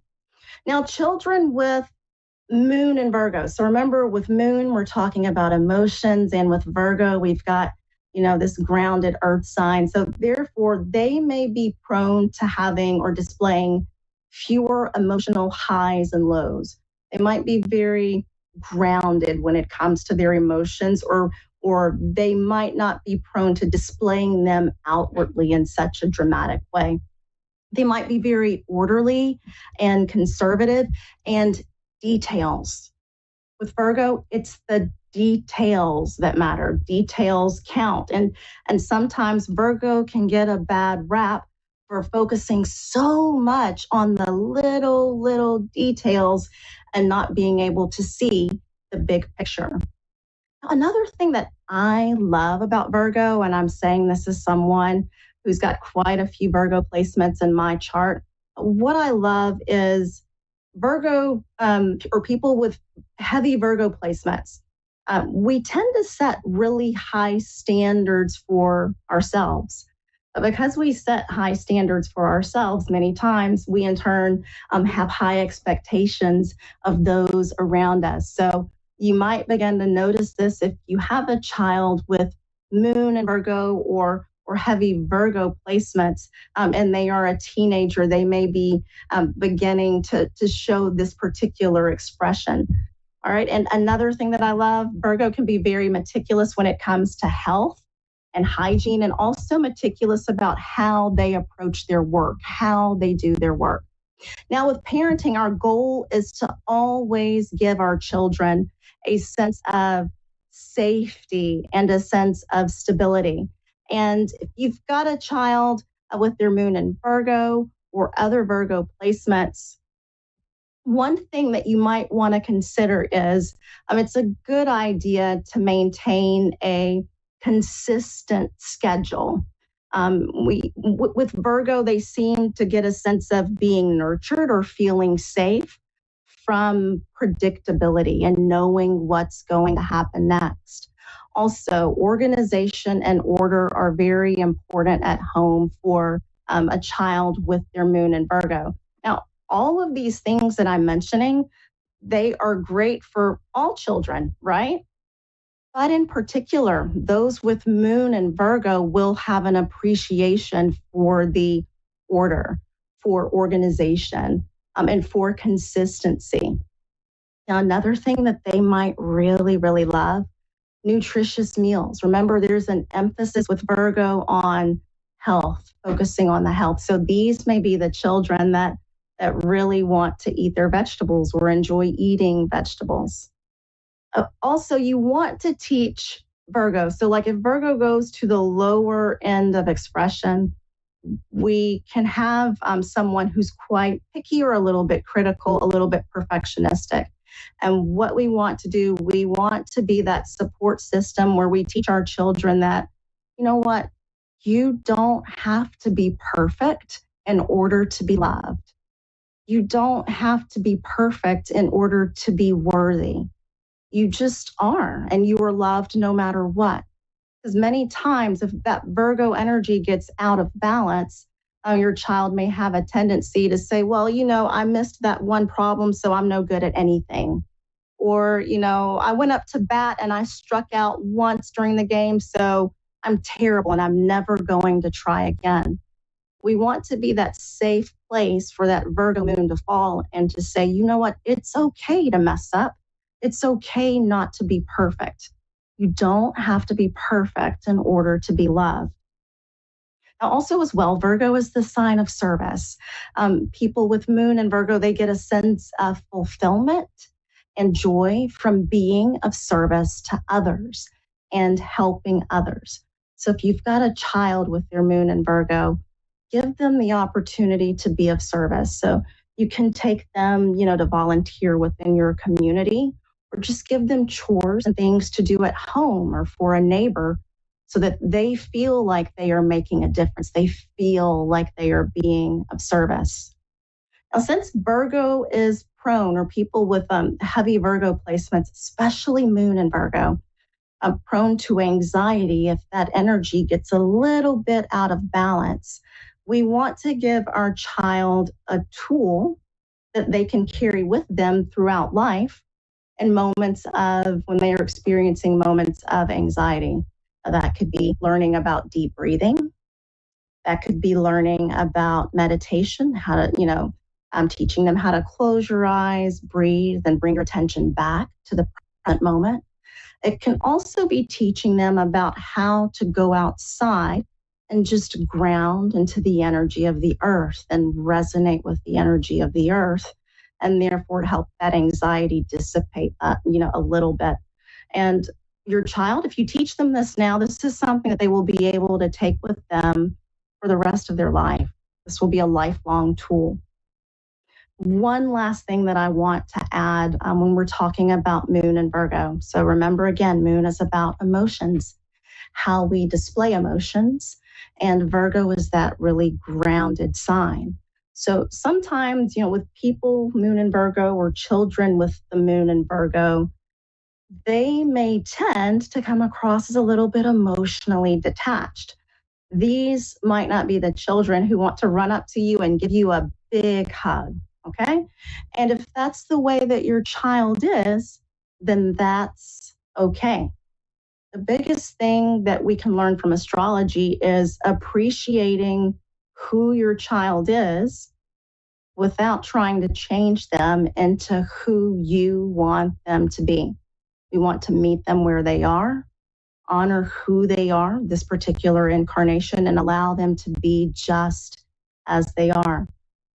So now we're going to segue into polyvagal theory, and I'm going to add here with all moon signs, whether or not your child has their moon in the sign of Virgo, every child has a moon in their natal chart. Every child is going to express emotion in a different way. So incorporating polyvagal theory into your parenting approach will help you to really understand what's going on at a physiological level when your child is having a tantrum, or they're having a meltdown, or they're in the middle of a screaming match, okay? This will really help you to understand exactly what's going on.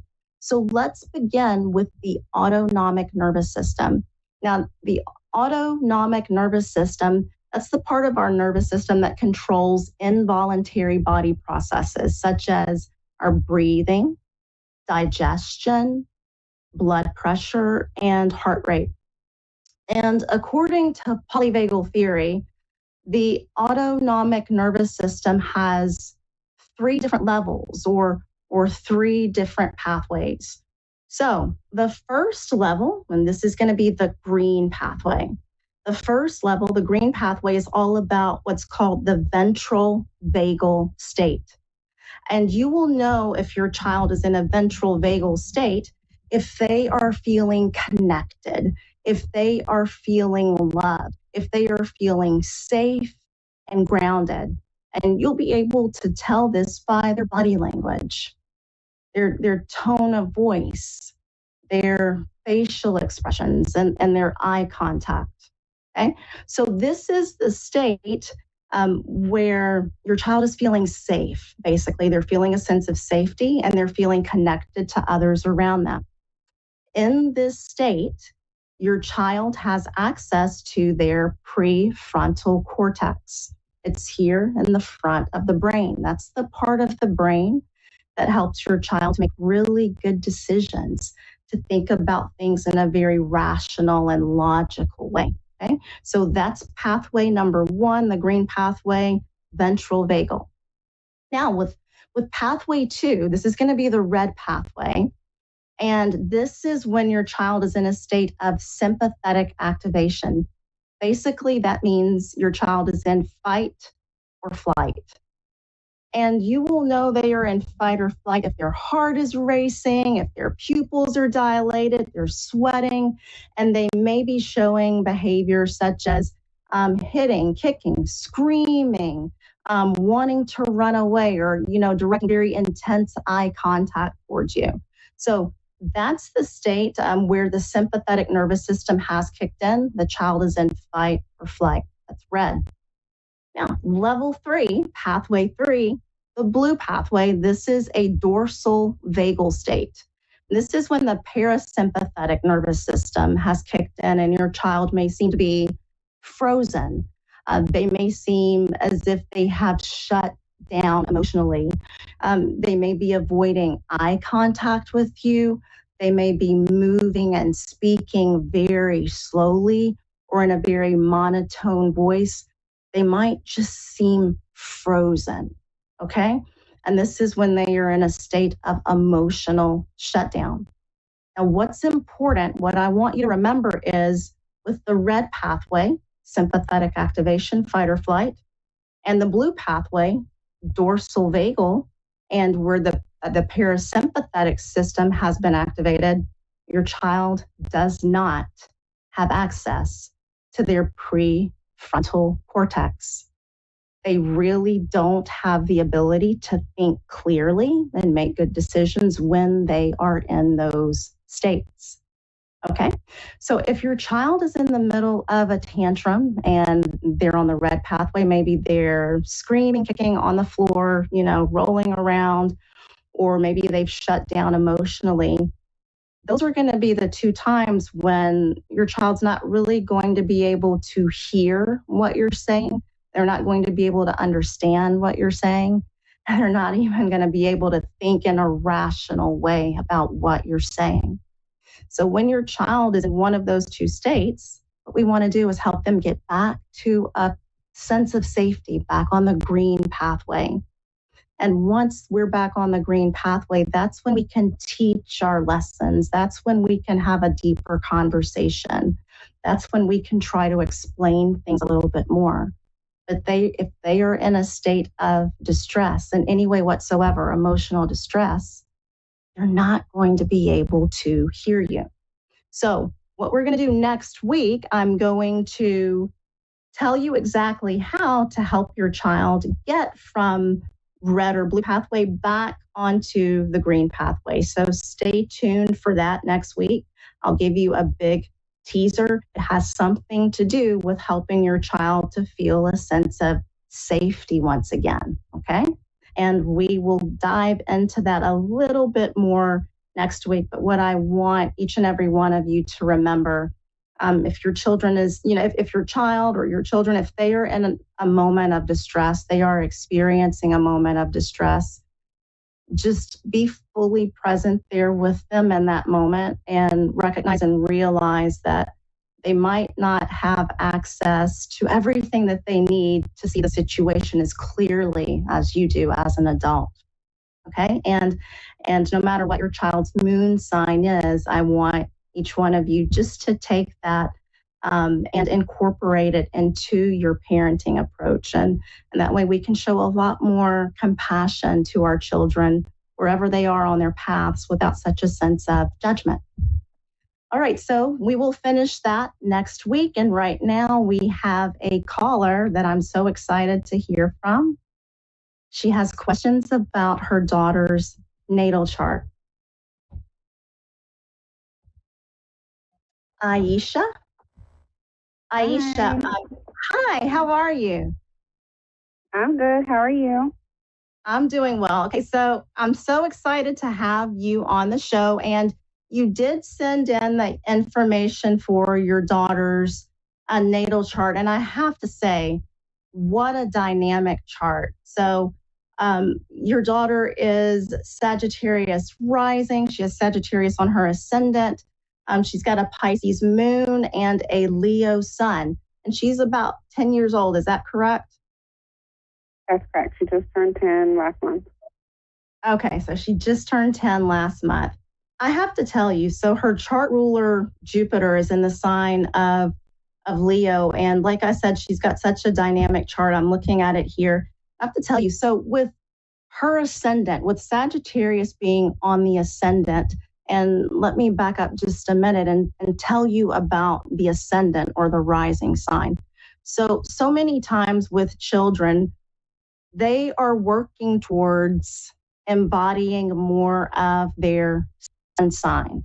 Okay, so that's like a lifelong pursuit. When they're this age, many times they come across more so as their rising sign. So we see more of the rising sign and more of the moon. So with your daughter being Sagittarius rising, I know that she will come across to others because the rising sign is all about how we come across to others, the personality that we are wearing when we are interacting with the world. So she will come across to others in a very open way, very outgoing, and very honest about what she is thinking. Have you noticed this about her? Oh, yeah. She definitely tells you, speaks her mind. Okay, yeah, she speaks her mind. And sometimes people with strong Sagittarius placements, there's a joke about how they have open foot, insert mouth syndrome. Like they just say whatever they're thinking and feeling before they've even had a chance to filter it out. So, that's just a little joke about Sagittarius. Now, also with Sagittarius, freedom is very important. The sense of freedom, not being restricted. So you might notice that as she's growing older is not even, wanting to wear clothing that feels restricting, or not being able to be around people who restrict her freedom of thought or the ability that she has to express herself. Have you noticed that at all? Yes, absolutely. Okay, very good. And what I love about people who have Sagittarius on their ascendant is they tend to be optimistic.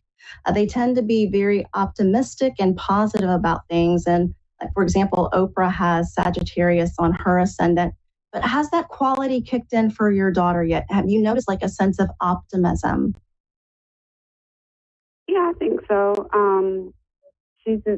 She's always looking at the brighter picture, Good. Okay, good. Yeah. Yeah, so that's one thing that you can encourage within her as she grows older is to always find the silver lining in each and every situation. Because with that, Sagittarius on the ascendant, she will have the ability to be inspirational, to inspire other people. Okay? Oh, yeah. She wants to be, she said before she wants to be an inspirational speaker and when she grows up. Oh, wonderful. Wonderful. Yeah, And motivational speaker. That's what I want to say, motivation. Oh, wow. I actually see that with her. I can see exactly why she wants that. One thing I will remark on, she's got a Pisces moon. So I just was speaking about the moon, how the moon shows how we show our emotion, our level of sensitivity. And Pisces moon people tend to be very, very sensitive souls with strong feelings. And if you say something to them a little harshly, they can take it so personally. They can take it to heart. Have you noticed this? Absolutely. I literally just got off the phone with her teacher a couple hours ago because she had me thinking that this teacher was the worst person ever. And, the school year has recently started, so I haven't had a lot of interaction with her. But yeah, she just takes everything very personal. Like, she didn't even want me to reach out to the teacher, the whole thing about a assignment, but she didn't want me to reach out to the teacher. And I'm really glad I did because it went great. Right. We both got to learn more about each other. But yeah, the teacher just little things that she mentioned about the assignment and, basically just really took it to heart. What the teacher had said to her and had me thinking that this was the worst teacher ever. And she actually was very, very nice and warm when I finally talked to her. But yeah, takes things very, very personally. Right. Yeah. And, with that sensitive Pisces moon, there's also this aspect with that moon, that placement of creative expression. So creativity, expressing whether it's through music or art, dance, photography, that will give her, expressing that way creatively will give her a sense of safety and security, inner safety and security. Is your daughter very creative? Oh yeah, she loves to sing. She loves to dance. She's in dance. She wants to learn piano and guitar. She's into acting. She's in the theater program. About to have a play coming up now. So yeah, that is absolutely her thing. Everywhere we go, she's singing as soon as she wakes up. Yeah. Wonderful. That's absolutely wonderful. And that goes right along with, she has a stellium in Leo. She's got 4 planets in the sign of Leo. Leo is another sign where there's an emphasis on creative expression. But with Leo, it's not only about creating, but it's about being recognized for what we create and getting a sense of validation from the way that we create. So has your daughter ever mentioned to you that she likes the spotlight? She likes when she's center stage. She likes to sing for others. Has she ever said that? Oh, absolutely. Yeah, she loves, and even when she's, she might be timid sometimes when she's around people, like at school. I was telling her teacher today, sometimes at school she doesn't speak up as much, but you would never know when you see her in a play. She likes, she loves to sing and she loves to perform. She loves the recognition of it. Yeah, she definitely enjoys the spotlight. Awesome. And so the thing about it is a lot of times people think with Leo or people with strong Leo placements that, they're just confident. They're confident. They don't need to be validated. But that's the secret of Leo children. They really, really need the validation. I mean, all children do, but especially Leo for how they are creative and creating. Okay, so validation is so important. And I will mention your daughter, she has an 8th house stellium. So 4 of her natal planets are in the 8th house. And I have to tell you, so I know that there is this inner resilience, inner power, inner determination that she has naturally. And so if she can tap into that as she goes through life, she will be absolutely unstoppable in anything that she wants to do. Does that make sense? That makes me feel good. That makes perfect sense. I definitely can see that in her. Yes, and I want to add one thing because we're almost out of time. One of the messages that she will be exposed to as she's growing up is that life is hard. Life is not easy. You have to work hard for everything. And that may be a belief that she adopts at a subconscious level. So one thing that you can do, like as mom and your husband as well, we can help her. We can rewire that belief, teach her that life doesn't have to be hard. Things can come to us easily. We can manifest things easily. The universe is supportive. The universe is abundant, and the universe is always there, giving me exactly what I need. You understand? Yeah, I do. Awesome. Okay. Well, thank you so much, Aisha, for coming on as a caller today. I really appreciate you sharing your daughter with us. In a way. And like I said, she's got such a magnificent chart. So I wish you all the best. Thank you. Thank you so much. Thanks for having me. Yeah, you're welcome. All right. And so we're wrapping up before our show ends. And again, if you need to find me, you can find me at brandycon.com. That's Brandy with an I, and Con is Khan.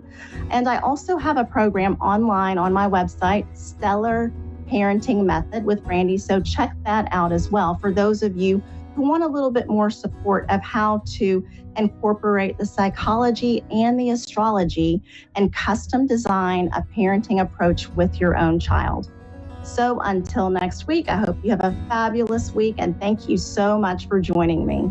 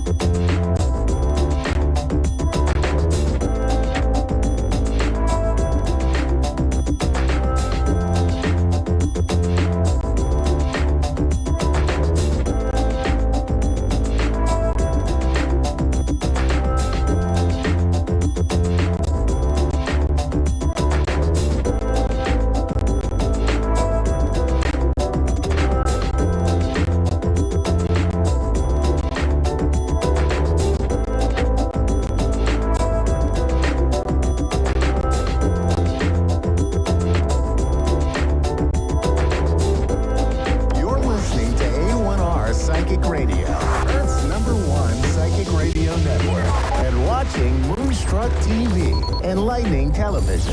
Welcome. Time for Amanda Hall Psych with Amanda Hall. Live from AmandaHallPsychic.com.au. Connect direct. In North America, dial 888-454-2751. In London, 20-3519-2158. In Sydney, dial 02-8488-3147. Or online, contact us through our Facebook page. Facebook.com/Psychic Radio. Or one of our websites, AskOneRadio.com or Moonstruck.tv. This is Amanda Hall Psych on A1R, the Ask One Radio Network.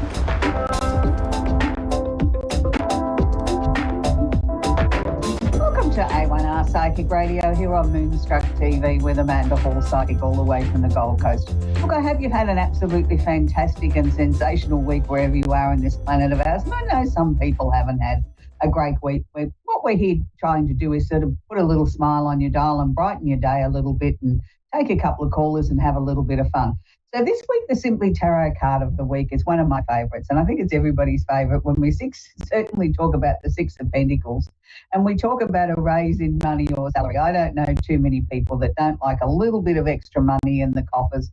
So this card sort of speaks for itself. It's sort of, yes, you've got somebody there doling out the gold coins as if to say, here's your raise, here's your money, here's your salary, here's what you deserve. So, you know, for those people that might be finding it a little bit tough at the moment, struggling financially, just know that there is sort of change in the air. There mightn't be necessarily any extra money in your pay packet this week, but you might find a way of stretching it a little bit more or getting something on a special price and getting a bargain price, which saves you money, which enables you then to sort of put that money to better use or somewhere else and sort of make things a little bit easier. I know a lot of people are struggling around the world at the moment with the cost of living. It's not just a local issue, it's a worldwide, global issue that a lot of people are struggling, and, you know, hopefully we're going to get a little bit of relief soon.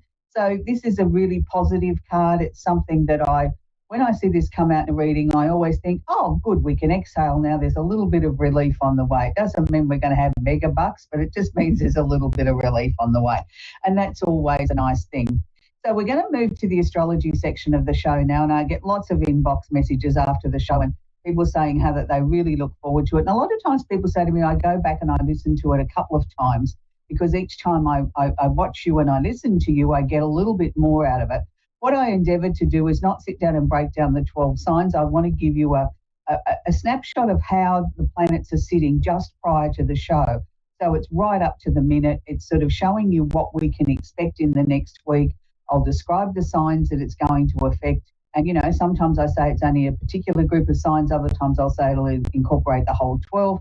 So just listen out very carefully. So at the moment, the sun's still in Virgo. So happy birthday to all the Virgonians in the world. And they're lovely people. You know, the world couldn't function without Virgos, keeping us in line, you know, bringing out new fitness ideas, keeping us eating healthily and things like that. But I think the first thing that I learned one of the first things I learned in astrology was nitpicky Virgo. And that stuck with me for a long time. And every time after that I met a Virgo, I think, oh, you're too picky. I don't know whether I want to be friends with you. But it's not that they're picky. It just means that they're very pedantic. They like to understand the facts, the figures, the information that's there, and they'll sit there and they'll analyse it and they'll think about it. And then they'll come back with their answer out of it or their determination out of it. And some people see that as being a bit picky. No, they're just being very thorough. So if you want to really sort of understand a contract or make sure something's right, give it to a Virgo to read is my suggested course of action. So happy birthday to all the Virgos. We also have the planet of communication. Mercury is sitting in Virgo at the moment, all by his big self, not holding hands with anybody. So it's a time for all the 12 signs. If you are signing contracts, you are looking at things, or you need to do some negotiation, or you need to have that special conversation with your loved one or your boss or the next door neighbour or whatever, make sure you have all your facts straight. Make sure that everything is as very clear and concise as it can possibly be. But more importantly, make sure that the facts are straight. So that then if you've got to become a little bit more forceful, and I don't mean with your fists, I mean with your words, or you've got to get your message across in a clearer, more concise way, then you've got all the details there to be able to sort of present what you're presenting to that other person in a way that they can understand it, absorb it, and then hopefully you can find a resolution or a solution or get the answer that you were hoping for. So we also have Mars, the planet of action. Now, Mars is the planet that makes us all get out of bed every morning, gives us that drive, that determination, and sometimes we just want to roll over and throw the alarm clock out the window. I know I have those days, like everybody does. But Mars is actually sitting in Cancer at the moment, so it's going to be affecting the water signs the most, which is Cancer, Scorpio and Pisces, followed by the opposite sign of Cancer, which is Capricorn. It will wash over the remaining 8 signs, but won't be quite as intense or quite as powerful. So it will affect the whole 12 signs, but if you're not in those 4 that I mentioned, it's just going to be a sort of a gentle wash over the top of you. So Mars is asking us to sort of dig deep. Mars is asking us to go into our intuition, into our inner self, and sort of try and find solutions or answers there. He's asking us to sort of be firm, but at the same time be gentle and mothering and nurturing in our approach. Now, it doesn't mean by being nurturing that we're being necessarily soft. It means we can have a gentle approach, but at the same time, we can have some power behind it. We can have some determination. We can have, no, this is not acceptable. This is the only way I'll look at the situation or how we can best resolve it. But you do it in a gentle, non-threatening sort of way. And that way, I think you'll get more help, you'll get more answers, you'll get more people to participate in the project at hand than if you come in like a bull in the china shop, like Mars tends to do a lot of the time, and start being dictatorial and dictate to everyone, you'll get nowhere. Where if you try that softer approach, that gently does it approach, I think you'll achieve more.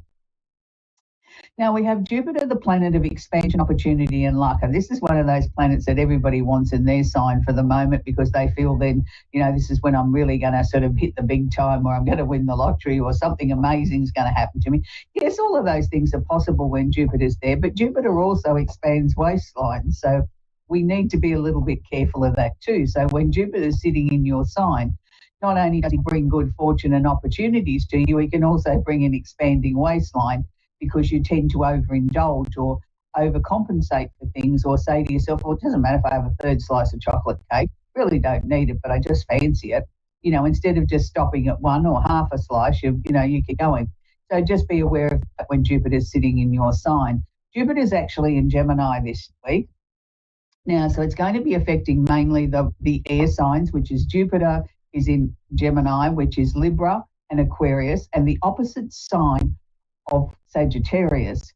So all these particular signs have opportunities for wonderful new things to be crossing their path, or things to be starting to be built up behind the scenes that will create new opportunities, or create the world is sort of looking at them and asking them to sort of shine a little bit more. I'm not saying it's just limited to those four signs. I'm saying they're the ones that are in the spotlight. For the rest of you, it'll just sort of wash over in a very sort of gentle way, that all of a sudden maybe somebody in the office or the workplace has finally noticed you. You've only been there 10 years and they've suddenly realised that you're a valuable employee and you've got something to contribute. And, you know, you might find you'll get Employee of the Month or get picked to go in something special, and you think, gee, that's only taken 10 years. Well, that's the sort of thing, the sort of benefits that Jupiter can bring. So it's not necessarily saying every one of the 12 signs are going to win the lottery. It'd be nice if we did, but we don't necessarily do those things. It's about bringing opportunities and opening up opportunities for us that may not have always been available to us. Now, look, there's a lot of talk at the moment about super full moons and things like that. Everybody has a different interpretation of what a super full moon is. A super moon just means the moon's closer to the planet Earth and it's more luminous in the sky. It doesn't necessarily, in my opinion, and I've been in astrology for well over 40 years, it doesn't necessarily intensify the energy of the moon. I know a lot of people say it does. A lot of people say, oh, I'm so affected because it's a super full moon. A lot of that, I think, is what we tell ourselves. And as I said, yes, it's bigger in the sky. It's more illuminated. It's more obvious if you walk outside of a night and have a look, and the moon's very, very bright. So the moon is actually in Pisces at the moment. It's been there for about the last 12 hours, be there for another approximately 24 hours to go. And it's bringing with it sort of endings, change and transformation, because the Pisces energy is the 12th sign of the zodiac.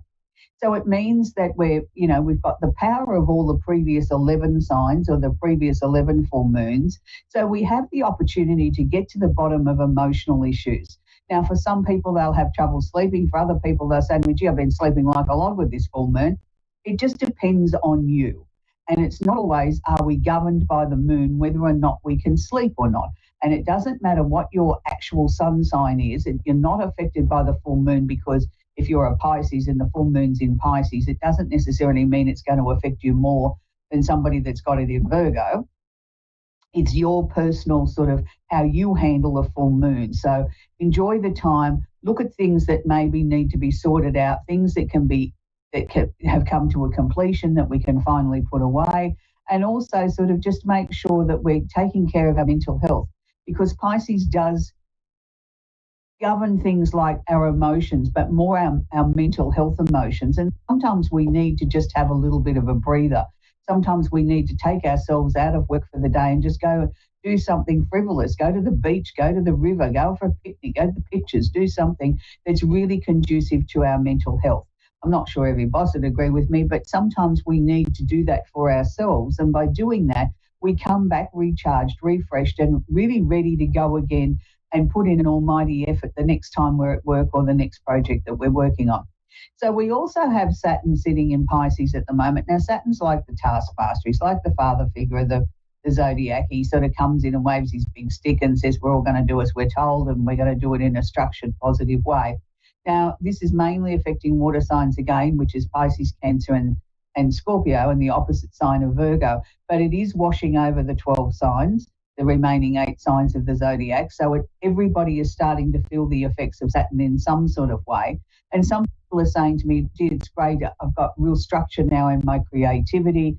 I really can be structured at work, that, you know, I find it easy to sort of switch my mind on to sort of, you know, get into tasks that maybe I've been putting off doing before. So this is where, you know, Saturn here can be very, very helpful. He also sort of can bring sort of, you know, more order to our lives. And for a lot of Pisceans, they've been through a lot in this last couple of years where they've had to restructure their lives in ways that they never thought, whether it's been family, work, or retirement, or just starting out in your career, whatever the case may be, they've all had something that they've really had to work towards. And particularly Pisces, it's been not necessarily the easiest thing, because the Pisces don't necessarily want to take responsibility for things. They like to sort of be in a creative energy most of the time, and sort of like to want to like everybody.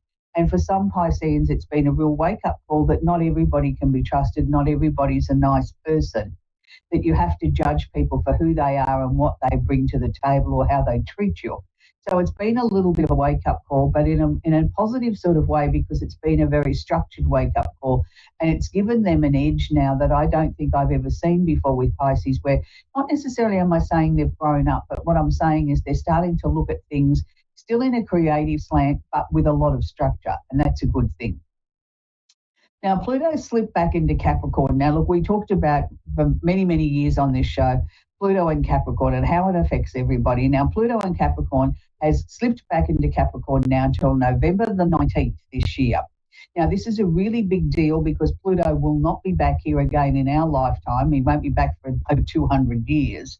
So we need to be very aware of this last push of Pluto to try and sort things out. Now, it's in Capricorn, so it's going to affect the earth signs, which is Capricorn, Virgo, and Taurus, and the opposite sign of Cancer, but it does wash over the whole 12 signs. And it washes over the 12 signs not so much in necessarily a personal sort of way, but in a more global sort of way, when we talk about things like big business, governments, the potential of war, when we talk about elections, when we talk about anything of an official level. Now, I know in the US, you're into sort of, the season of elections over there, and lots of campaigns and lots of things going on and things like that. And lots of, people are sort of trying to share messages with you, whether it's in a local rally, a local newspaper, media, or through social media. And there's just so much, it's so full on, that sometimes you just want to flick that switch and say, please all go away. I need just some breathing space. I know here in Australia, we're starting to gear up for elections here too. We've got a local one coming up. Oh, well, I say local, our state election coming up next month. And then we'll be heading into a federal one here, which is our big one here next year. So, there's lots of elections going on around the world. And this is the time where you've got to try and sift through the garbage. What is the trash? What is the garbage that they're talking about, that they're spewing out of their mouths? Take a chill pill and sort of try and look at it from a very practical sort of logical way, because a lot of what's going on at the moment is a lot of things where people are just desperate. And I'm talking about particularly in political arenas. They're desperate. They're peddling the same old wares.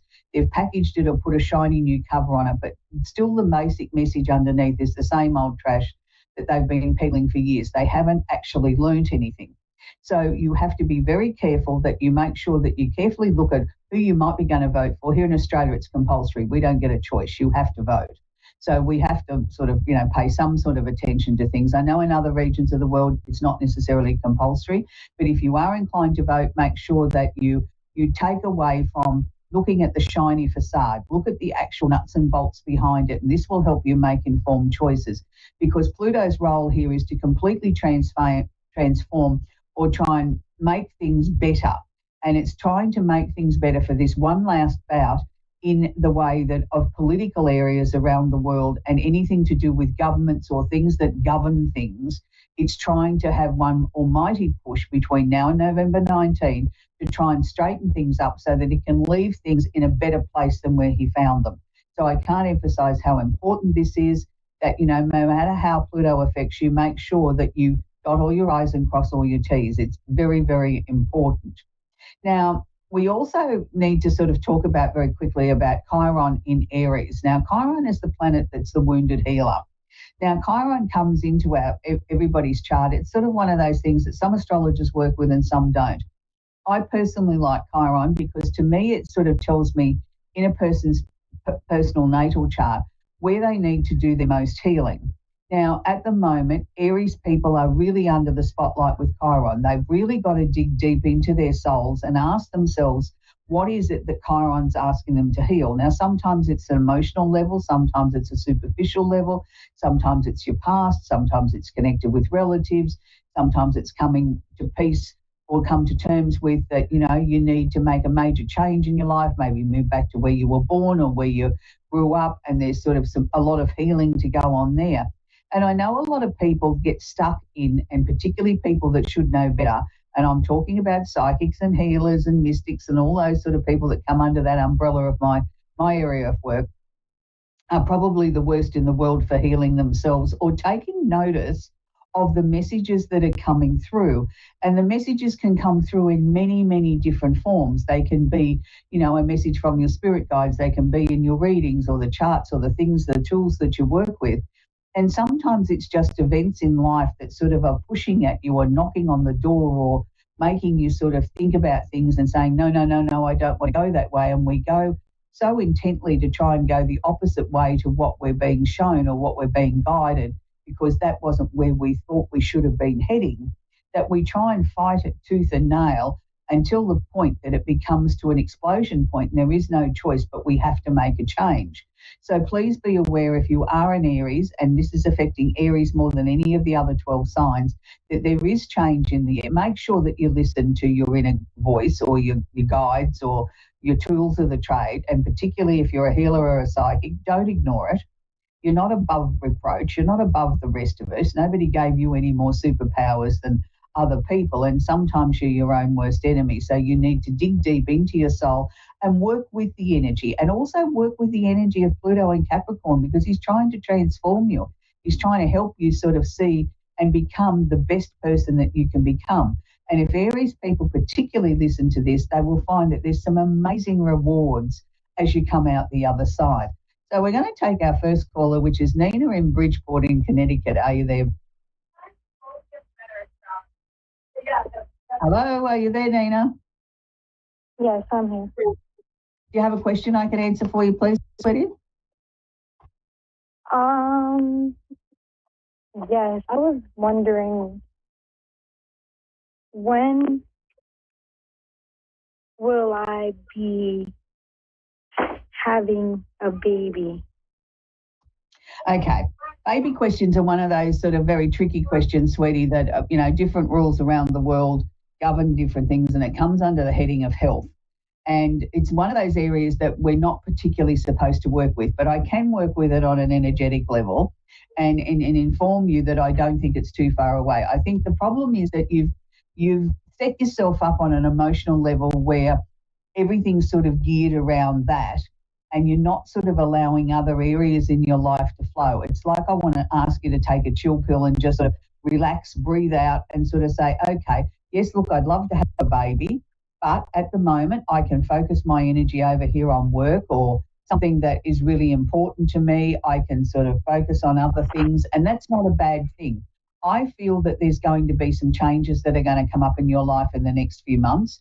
And I feel by sort of focusing your energy on a new project or a new hobby will take the edge off a little bit of wanting so much to be a mum, that, you know, you're focused on, say, taking up tennis. You know, you're going off and you're having great games and you're making some new friends, and then all of a sudden you'll find out that there's a baby on the way, that you sort of, you know, you took the focus off the baby for the moment, and then there's the news of baby on the way. So do you have any children so far, sweetie?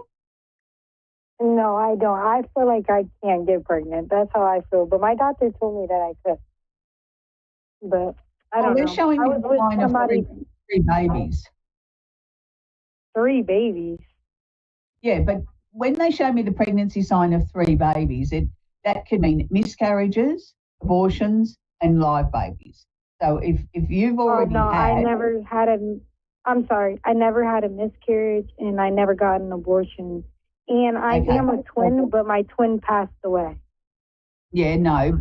What happened in your life with your twin and your twin passing away doesn't show on my monitor, if you want to call it that, in my head, of the potential. So they're showing me potential of 3 babies. It doesn't necessarily mean you have to have 3 babies, but there's potential there of 3 babies. So, the fact that you don't feel that you can have children, they're not showing me that on a soul level. They're showing me potentially 3 babies. Yeah, and my love life isn't really going too good. I was with my boyfriend for almost a year and a half, and it was really domestic. And now I have my guard up. So it's like, as of right now, I'm in like my alone era, which I'm just, working on what I have to do for myself. Yeah, and that's good. By working on what you have to do for yourself, if you're meant to have a baby, then a baby will come. But, just because there's potentially 3 babies doesn't mean you've got to give birth to 3 babies. I'm just saying that's what your soul is sharing with me. That was what was projected as the potential of what you could do. Whether you choose to have 3 babies or not is entirely up to you. Some people say to me, I don't want children, and that's fine. That's your choice. Anyway, Nina, that's where we're going to leave you. We're going to talk with Sue now in Long Island in New York. Are you there, Sue? Yeah, I'm here. You have a question for me, please, Sue? Yeah, I wanted to see if you can do like a general reading, kind of about the same thing about pregnancy. If you see me getting pregnant. Well, number one, yes, I do. And it's really interesting because I think you've vacillated, Sue, between wanting to be a mum and not, haven't you, over the time? It's sort of like, I have these real pockets where I really want a baby, and then it's like, oh, no, I don't think I'm ready for that yet. So I think everything's now in alignment, if I can put it that way, that, your mind, body and soul, everything's ready for that sort of thing. Look, I'm not sure that there's going to be a baby news under the Christmas tree this year, Sue, but I don't think it's too far into next year. Was there a massive change that happened in your life earlier this year around March, April, May? I mean, last year I did have a miscarriage. And yeah, no, I'm not talking about a miscarriage, sweetie. I'm talking about something that's happened this year that was a turning point in your life. And I'm sorry that you had a miscarriage. That wasn't the first, though, was it? Well, I had one miscarriage and one chemical. So right, I got pregnant twice for once out of 4 years of trying. Yeah, okay. And now I've been doing IVF. Okay. Look, I think we've got to try and sort of just focus on the here and now, but they keep showing me something that changed. Something was like I flicked a light switch somewhere between March, April, May this year.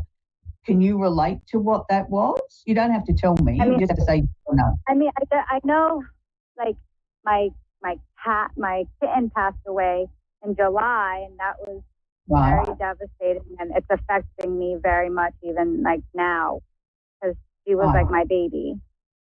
Right, okay.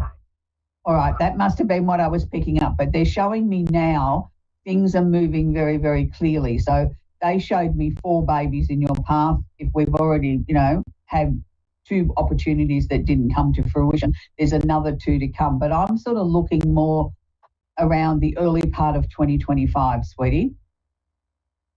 Oh, because I'm scheduled for a transfer in about a month. So I guess that's not going to work. No, look, always go in there with the positive thing. Look, just because you're going in a month's time, you may not be happy to announce it till the new year, once you've got over the first trimester.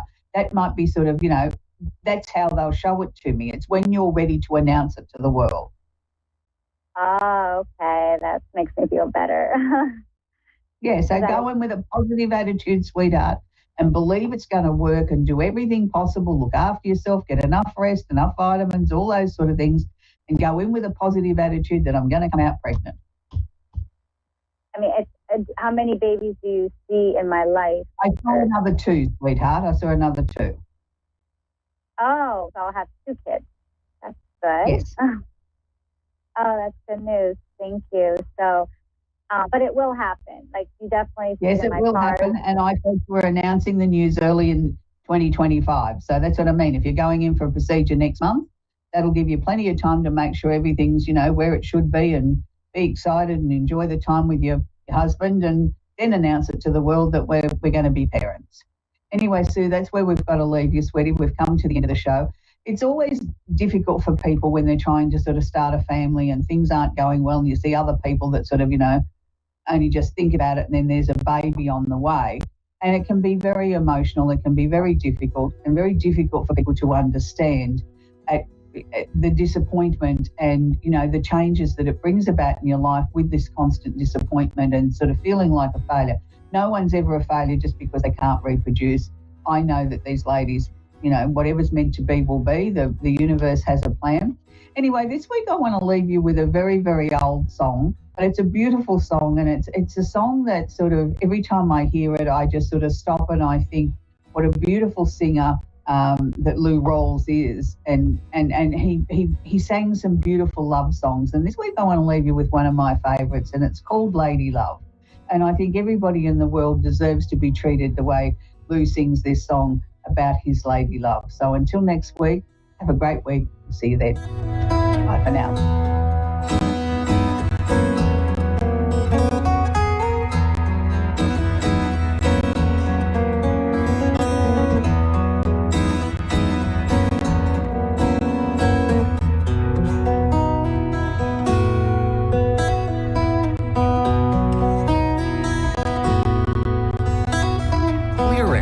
Any question, you'll love Suzanne Marie readings, clairvoyant reader and spiritual light trance medium. Tarot is used for spirit confirmation.